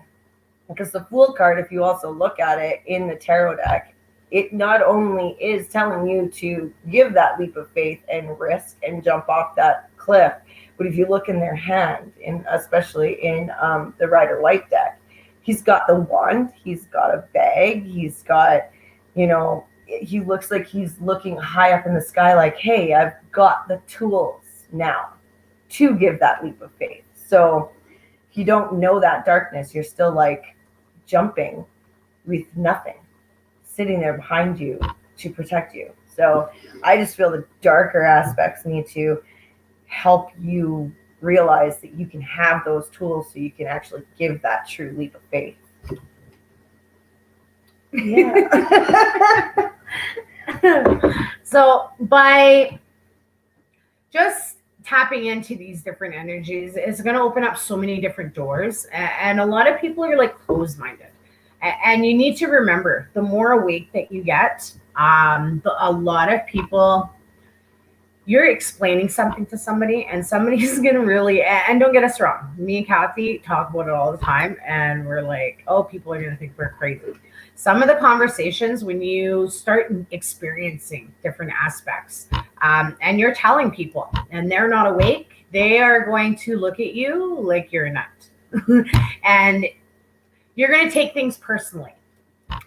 When you've known that you are done healing that aspect, it's not really going to affect you on what other people think. And don't get me wrong, I took it very personally. I wouldn't tell anybody that I was a healer. I wouldn't tell anybody I could open their third eye, extend their chakras, heal their chakras, balance them, stuff like that. I was afraid to tell anybody that. I kind of enclosed myself. And as you're waking up, you will enclose yourself. You go through different stages of being awake. And when you're dealing with your dark side, you're going to go and tell somebody about it, and they're going to be like, look at you like, what the fuck are you talking about? And then you'll tell them some good things, right? Like, I was talking to my spirit guides and stuff like that. Or I have dragons. People will start looking at you like you, if they don't understand the first thing of a human body or human, they jump under judgment. They just judge everything. Right? And once you get out of what everybody else is worried about or how they're going to react to what you really are doing, that is when you're really going to know that you healed. Or when you can look at a relationship and somebody from your past contacts you that you couldn't get away from. You know it's a bad relationship, and they called you and you were addicted to it back then. And then you look at the relationship now, or there isn't even a relationship, but when they call you, you get to the point that you're just like, why was I talking to you again? Or why were you around in my life? Like, bad news. I don't care what you do. I don't want to talk to you, right? That's another aspect. You know that you've healed, right? That's why you have to really, and I can't stress it enough on how important meditation is. That is how you slowly start healing, or release letters and stuff like that. And don't be ashamed if you are meditating and you close your eyes and you've got one eye open halfway through the meditation. I did it lots. Meditation takes practice. As you are just breathing in your nose, out your mouth, you'll slowly get into the aspect. It's like driving a car, right? You can't jump behind a wheel and never drove a car or a go-kart or anything like that and think you're going to drive properly. It takes practice, right? So don't get hard on yourself if you think that, oh my God, I got a dark person or a dark entity, or my ego is going on, or I can't meditate. Life is over. It's not over. Really, life is an illusion. And when you realize that you can change the way that you're manifesting, and the key to the universe is strictly your feelings. And when you can figure that out and realize that when you start manifesting, if you're happy, you're going to pull in all these positive aspects. When you're angry or frustrated or mad, that's when karma comes out. That's when shit starts We need happening. some people to clear some shit. Right?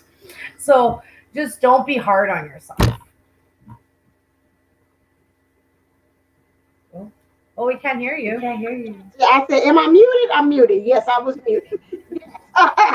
And that is so true. And so thank you so very much for covering how the light in the dark. And I think you all did it in a nice, soft, gentle way of introducing about the light dark. These two young ladies have a weekly, what days are you all on Facebook? Is it a specific day or We whenever? try Monday to Friday. We tried Monday to Friday, but we've fallen off the handle for 3 weeks because things have definitely been weird in our houses and our lives, getting things done. So Yeah, they're kind of like me. They're kind of guided. Like if they say jump on, jump on. Most of the time they're nice enough. They're like, come on, jump on. We're on now. Come on. So I come on and support and send my energy flow with them. But yeah, so it definitely join their group. It's Saint Germain, Starseed Soul Sisters. Look for them on Facebook and then think. But you all got to think. Well, you got to ask to be added to your group, right? Is it yeah, right? Okay, so they don't It's let. a public group though. yeah. Okay, gotcha. And so make sure. Do I have that down here? I thought I did once upon a time when you all were on here, but did I? If not, because I know I can't last. Yeah, here it is. Just in case you don't know what I'm saying. There you go. I think I spelled it wrong. It's the I missing in there. Uh, I'm saying. You got what I'm saying. That is what it is. I think was the Jermaine I think that was the rule. That was quick. I think it went and spelled corrected too. But let me see, because I got this Grammarly on it. It's Germine. Am I right? Am I off?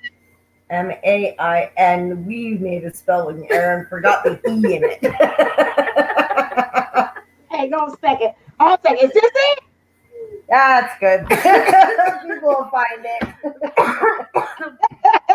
At this time, it's looking good. You know what I'm talking about.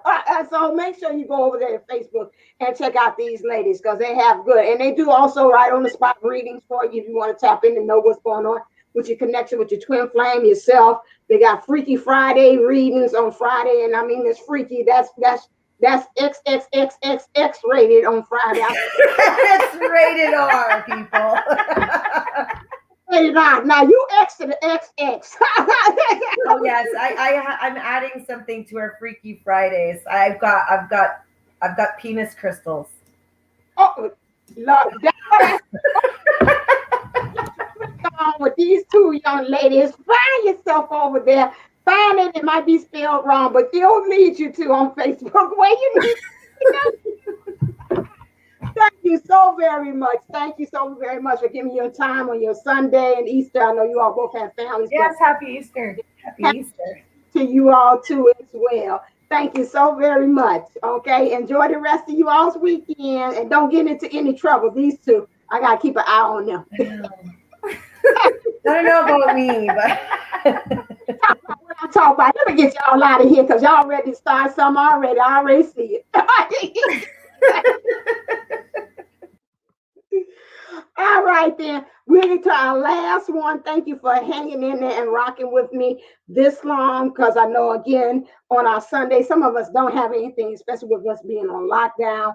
And this is really, truly our only thing that we have where we can come together on this Ascension Sunday. So we're going to move right on into Patricia McNeely. Before I do that, let me remind you all too, please make sure you go over to divineunisouls11.co and get your raffle ticket. We're going to do the drawing as soon as Patricia is finished with her little piece. Where am I at?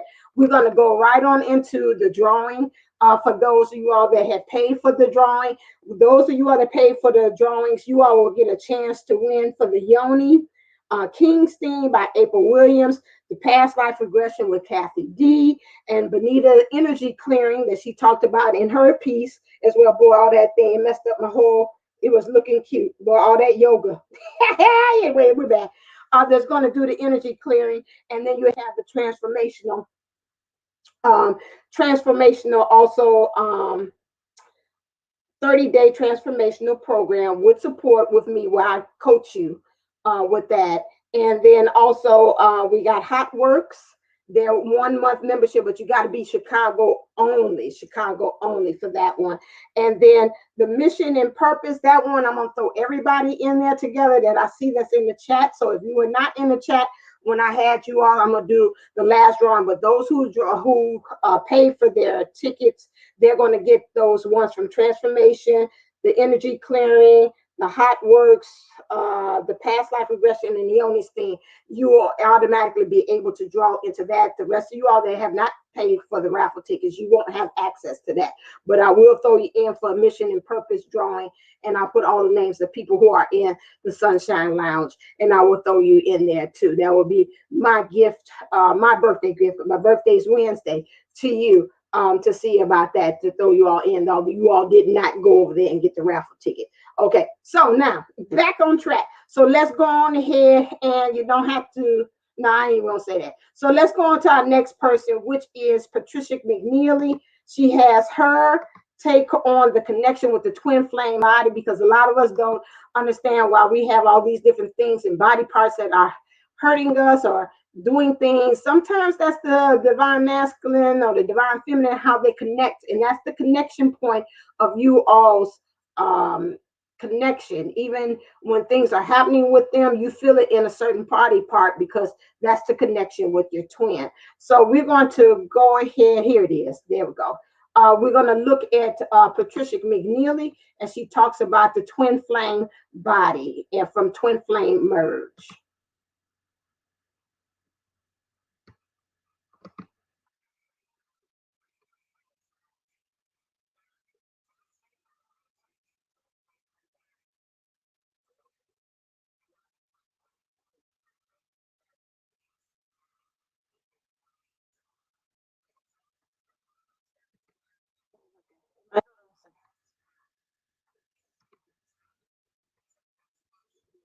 Hold on a second. Let me make sure. Did I put it in the way that you all are able to hear? Hold on 1 second, because I don't think I did it that way. Hold on 1 second. Let me redo it again. I thought I did, but I don't think that I did.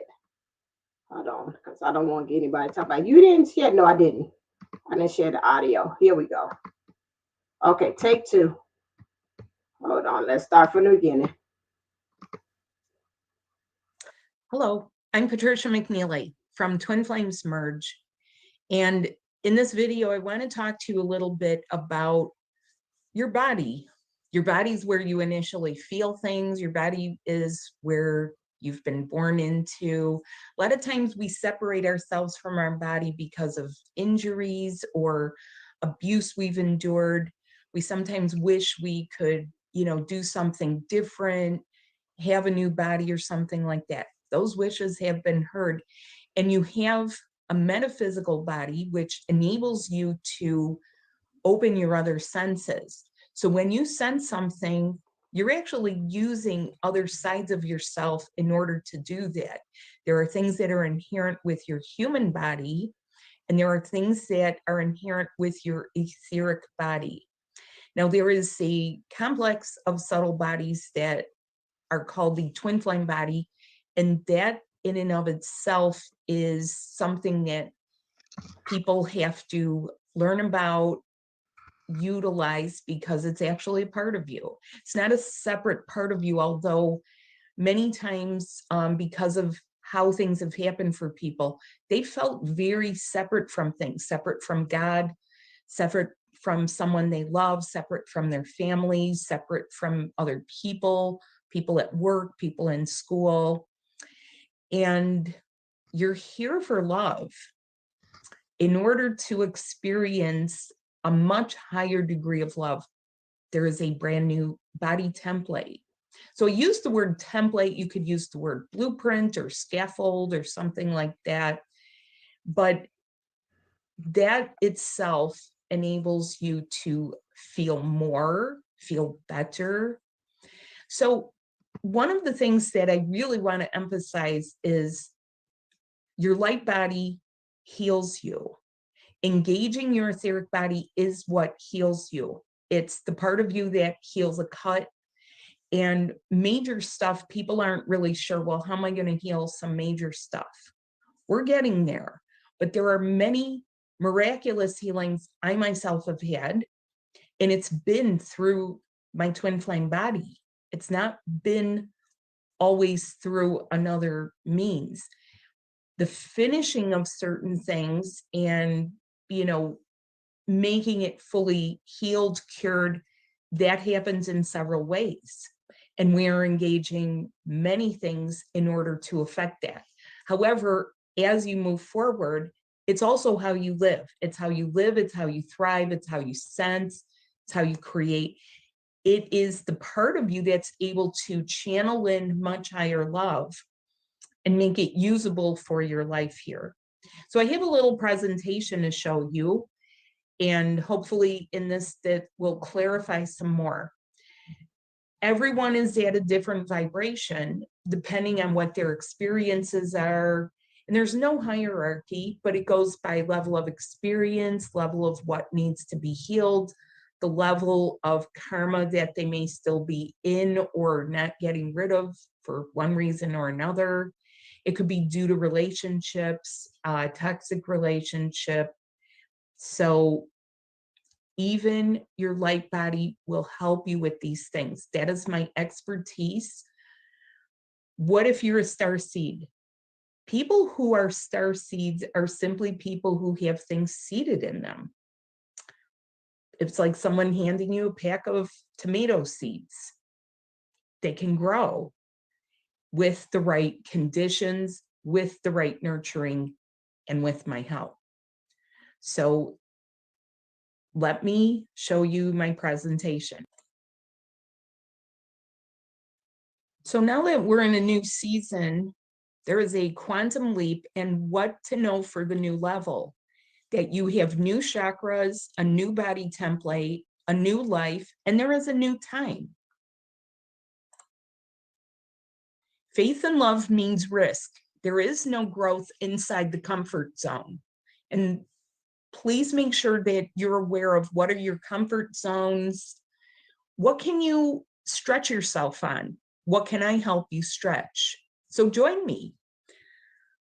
This time will be full of timely information. There's an opportunity for growth and learning and fabulous high-level experiences. That is also one of my specialties. I help people to have high-level experiences that really reinforce what you're really here for, how it feels, bringing a profound sense of the sacred to you. What is your twin flame body? It is a metaphysical structure of your several subtle bodies and your connections to 5D.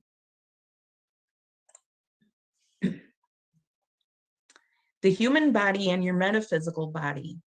You can experience symptoms, you can experience ascension, like an uplifting feeling, movement, and there is vital care to your body, whoever you are, and it enables a proper feel of the spiritual side of you, what we call the spiritual side of us.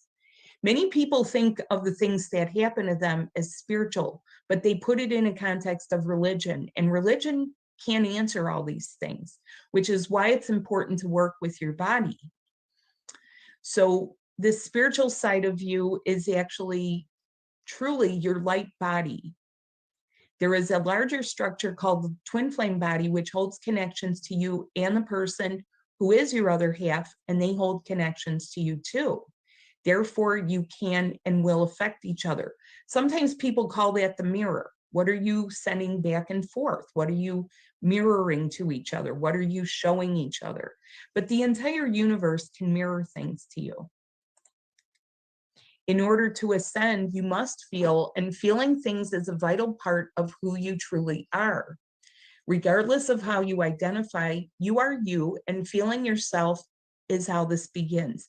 And sometimes people have trouble feeling themselves. They lose themselves in relationships. They sometimes compromise too much. They forget what do they truly like? Who are they really? What are their preferences? What are their sadnesses? What are their joys? And sometimes we all have to break out and feel the rain on our face. The things that are new are so new that it is to be experiences of things. not things that we can talk about. Sometimes we can't even explain it to other people or even mull over. Sometimes you try to think about it and you're saying, what is that? What just happened? You have the connections, and I know how to get you to 5D. I am a 5D guide, and I'm a healer, and I'm a teacher. So your spiritual ascension started, and your awakening as a twin flame, that starts. So what it did for me, my awakening as a twin flame reconnected me to who I really was, and I can help you too.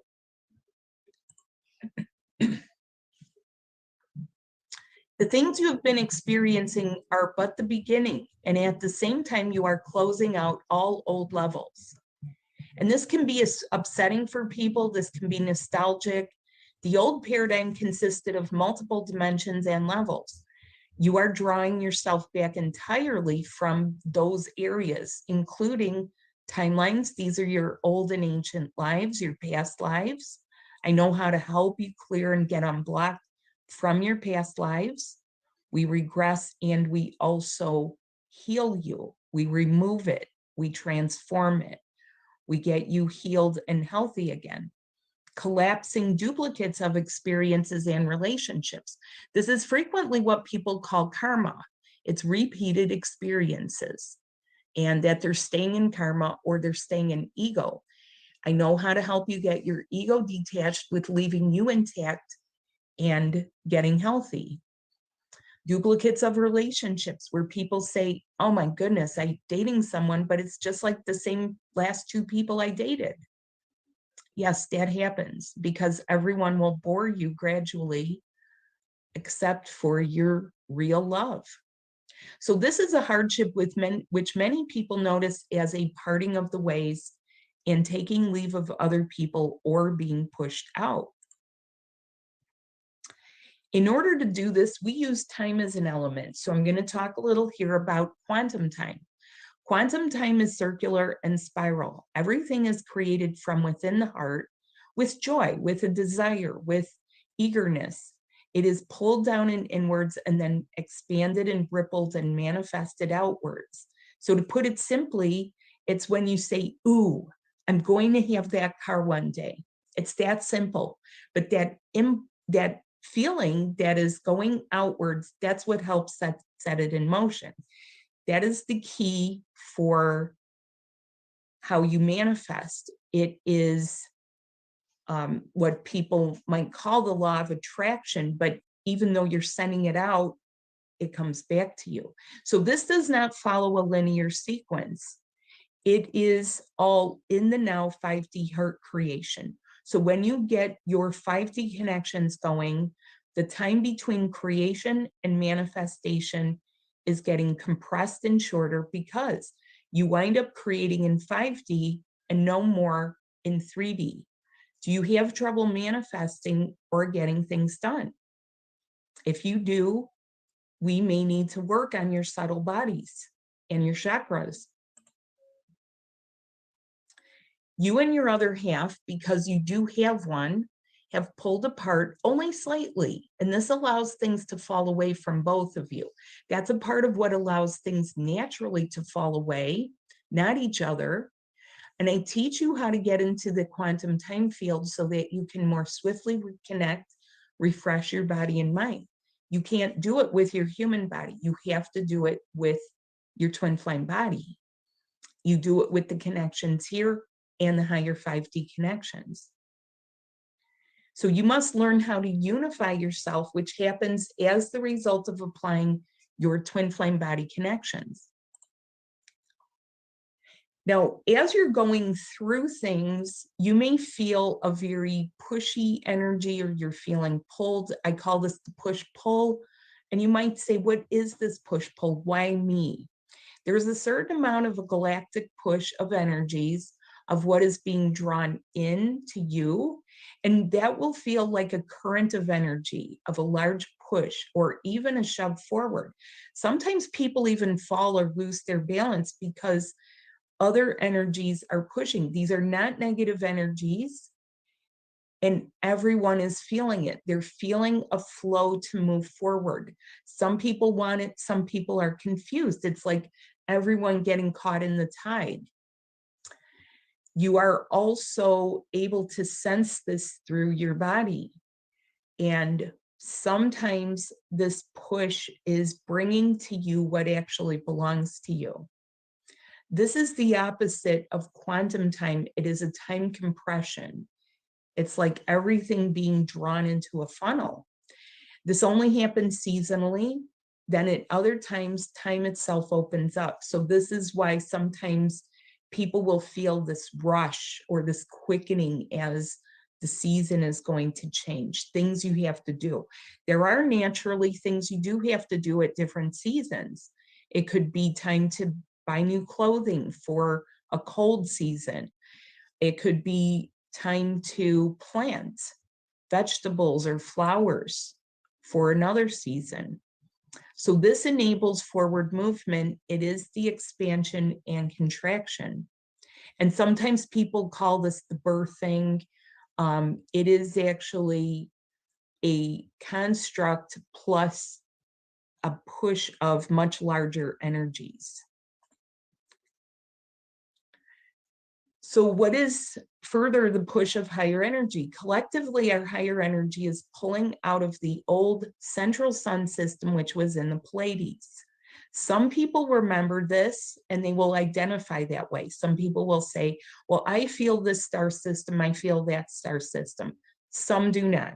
Some people have it suggested to them. Some people have only been there briefly for healing. And this is where it varies amongst people. Not everyone has this, not everyone believes it, not everyone can remember it. And that's fine, because regardless of what is remembered, there are seeds.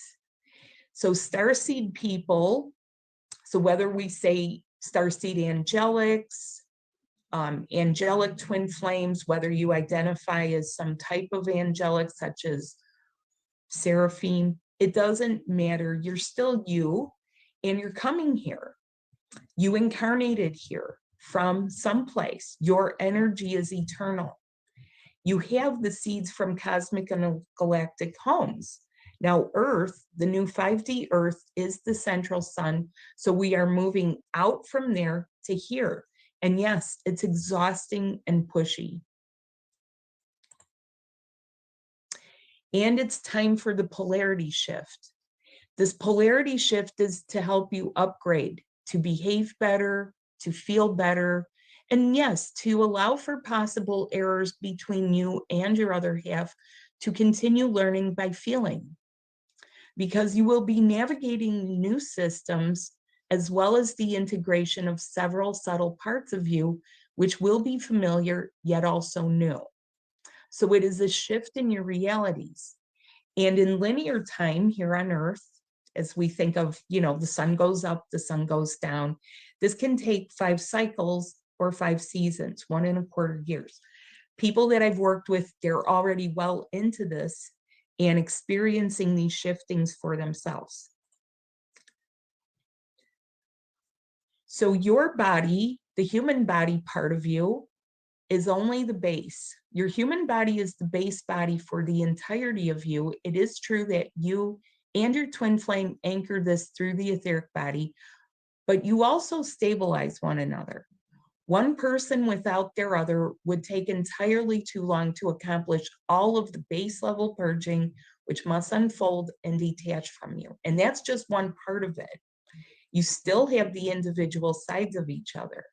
And usually these things have been bound up, tied into you as cords, entanglements with other soulmates, memories, bad emotions, things that are feeling negative to you, like anger, persecution, many things. Your organs are important as connection points. All vital organs have life-giving connections to the 9th dimension, as that is the dimension from the old paradigm, which has been supporting life here, as though reaching down underneath all life to hold it from underneath, support it. Yet it is our collective energy which is detaching couple by couple, rather smoothly so as not to make all of life and unawakened people more disturbed than what is now happening. It is a gradual and slow withdrawal from these old and ancient levels of 3D and 4D. Now, what's kept you thriving is these 7 chakras that you frequently see depicted. However, you have more than these 7 chakras. So this is a picture, an idealized one of your 7 chakra system. That's for you as an individual human being before you were activated or awakened. Many times this is also you in caveman days or ancient lives. This has been a part of the past and you are leaving it, primarily due to you do not need to be rooted in the same place, nor can you really connect to other soulmates ever again in the same old ways. You can still have friends. If you've lost friends along the way, you will regain those friendships and they will feel new to you, refreshed. This is a 7 chakra system for 3D and it's obsolete. It's becoming obsolete because these connection points are actually moving.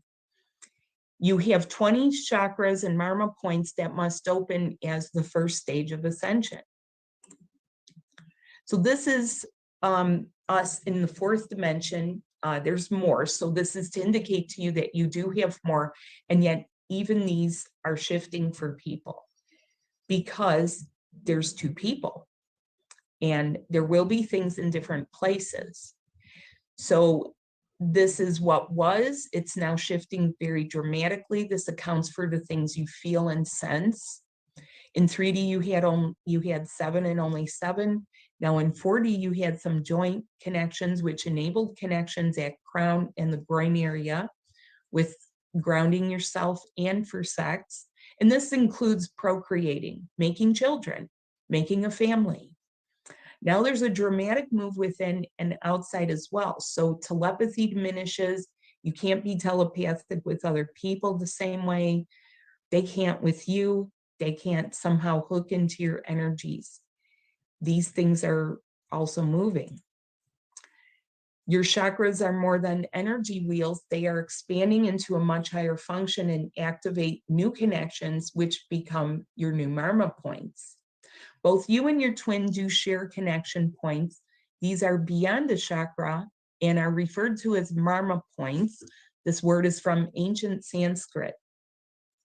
The point is that you have very strong anchor points inside your body and outside above you from your 5D selves, which keep you afloat down here.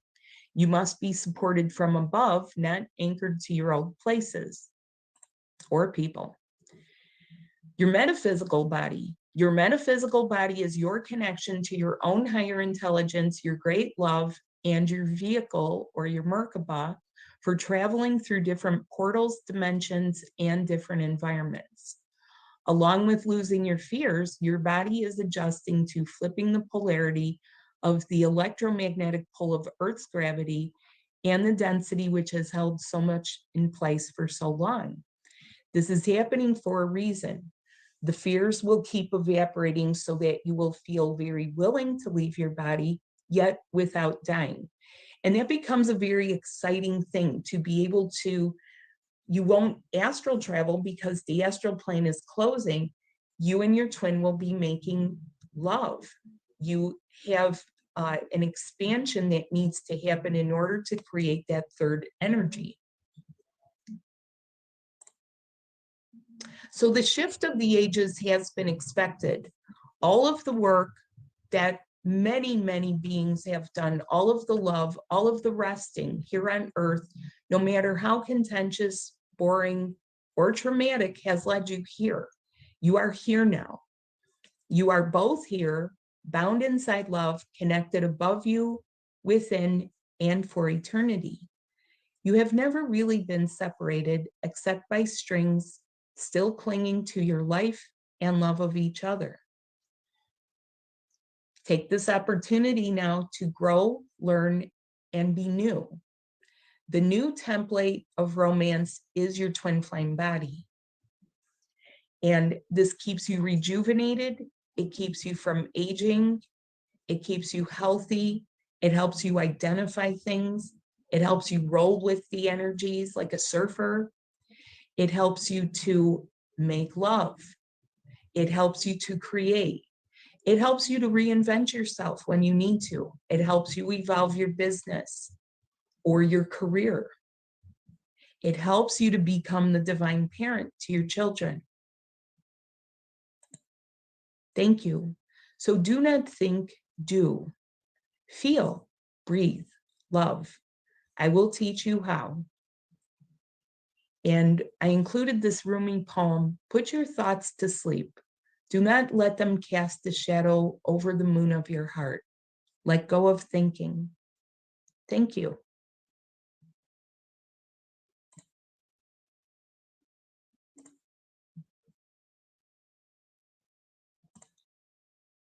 So I am Patricia McNeely. Thanks so much for watching. I can be reached at twinflamesmerge@gmail.com. I'm here to help you. I'm in the Chicago area, but I also work online and in person doing energy healing. Every month I run classes and webinars on helping you with growth. For women, I have specific information for what you go through with your menstrual cycles, how to make it better, how to rejuvenate yourself, and do it in as natural a way as possible. Your twin flame body is a natural part of you. And even though you may feel alone or maybe nervous to talk about the things that you experience, wondering who might understand, I understand it and I get the guidance. I'm a multidimensional healer. I'm a teacher. I'm a parent. And I'm a lover. And I want you to identify as a lover as well. Thanks so much. And thank you for this opportunity to talk to you. Thank you for your devotion to love. Be well. And I hope to see you. Bye. All right, stop that one. Okay, great. So thank you, Patricia. I've used her several times, especially if you're talking about you need healing within the body. She's great with that, noticing what parts you're housing different things to as well. I don't know what it's doing. Stop it. And so my OCD is showing. So yeah, so in different parts that it's showing that it's still in my OCD. It's not stopping. It's right there. Like, what in the world is my hair doing? But anyway, so yeah, so that's another reason why. Oh, I see why, because I'm grabbing the wrong side. And so that is one reason it'll stop. But I'm just like that. Okay, well, let it be cocky and to the side. So anyway, and so then she's very good in doing that because that is one of the things I go to her when I'm feeling a little kind of fatigue and I don't know what the reason is. She kind of fine tunes and helps to move and shift. She moves energy. Like it might be stagnated in one spot, and she'll take it and move it around in some places, either move it out or then move energies from past lives, and all that stuff might be housed in different places within us. Okay, the raffle is now officially closed. I went around several times in the auditorium virtually with you all and told you all get your raffle tickets. A couple of you all did do it last minute.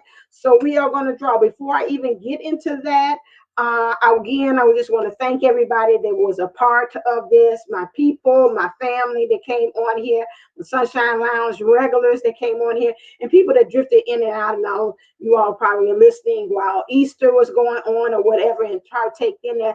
Thank you so very much for making this event to be successful. It would not be successful without the participants and the speakers that came in, but you too as subscribers and viewers of the channel too as well, coming in and also lending your energy as well. It helped to really make this, we were bouncing off each other's energies. I could feel it whether you were in the lounge or you were just watching and just doing that. So thank you so very much for that as well. One thing, Margaret, do you live in Chicago?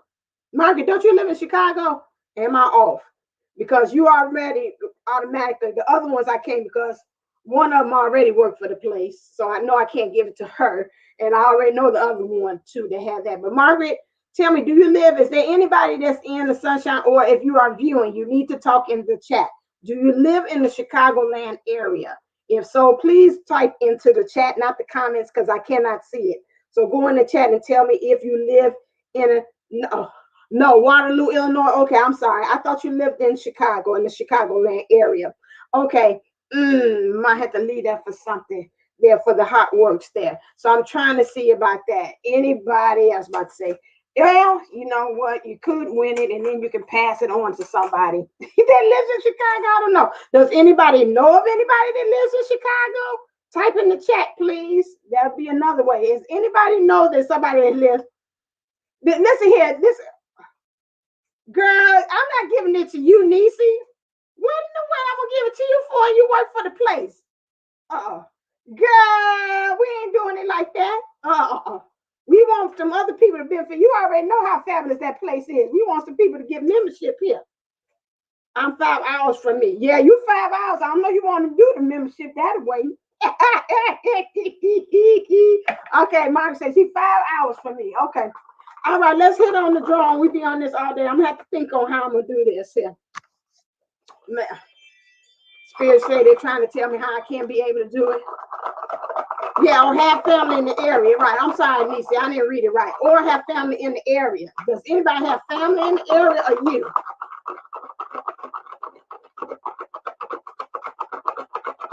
Right, I know they can't do that. Thank you, Niecy. Niecy had to set me right because she's like, Auntie, you ain't reading right. Aren't you a teacher?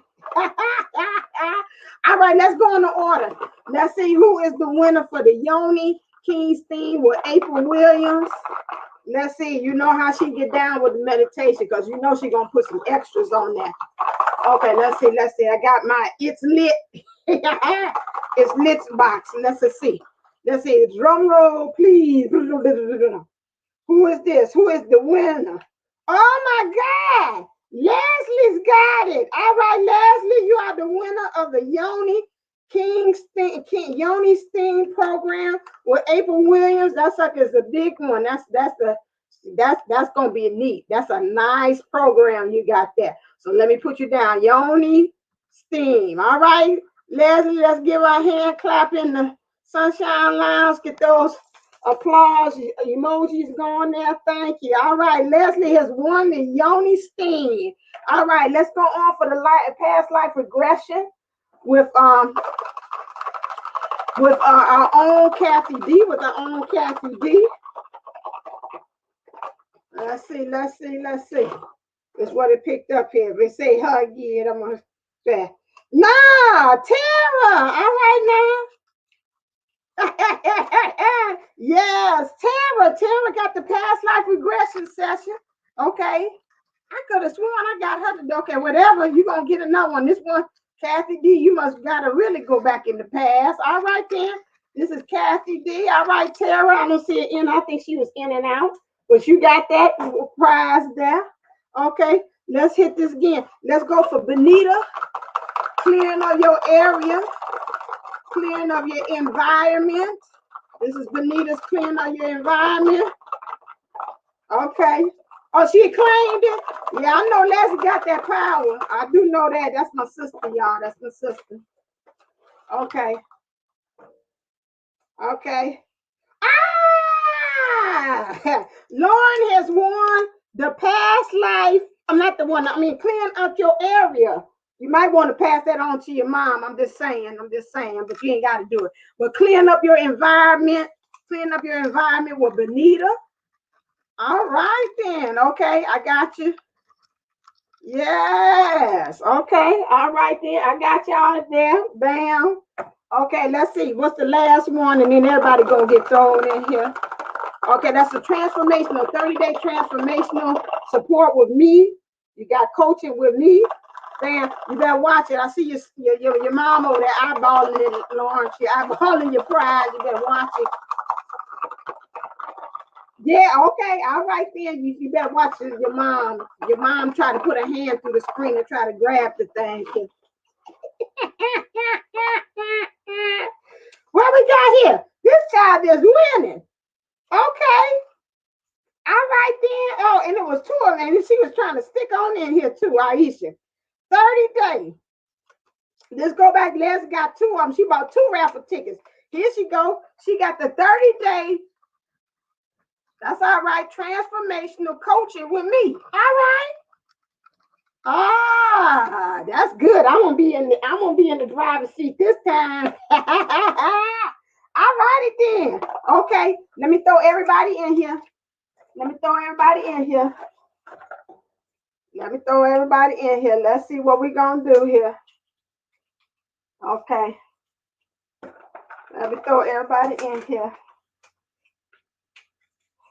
Okay, this is everybody that's in the sunshine. This is everybody in sunshine thing.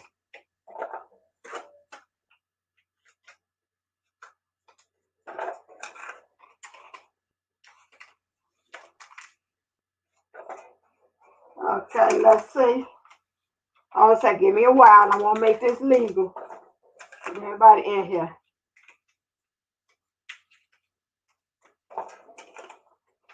Yeah.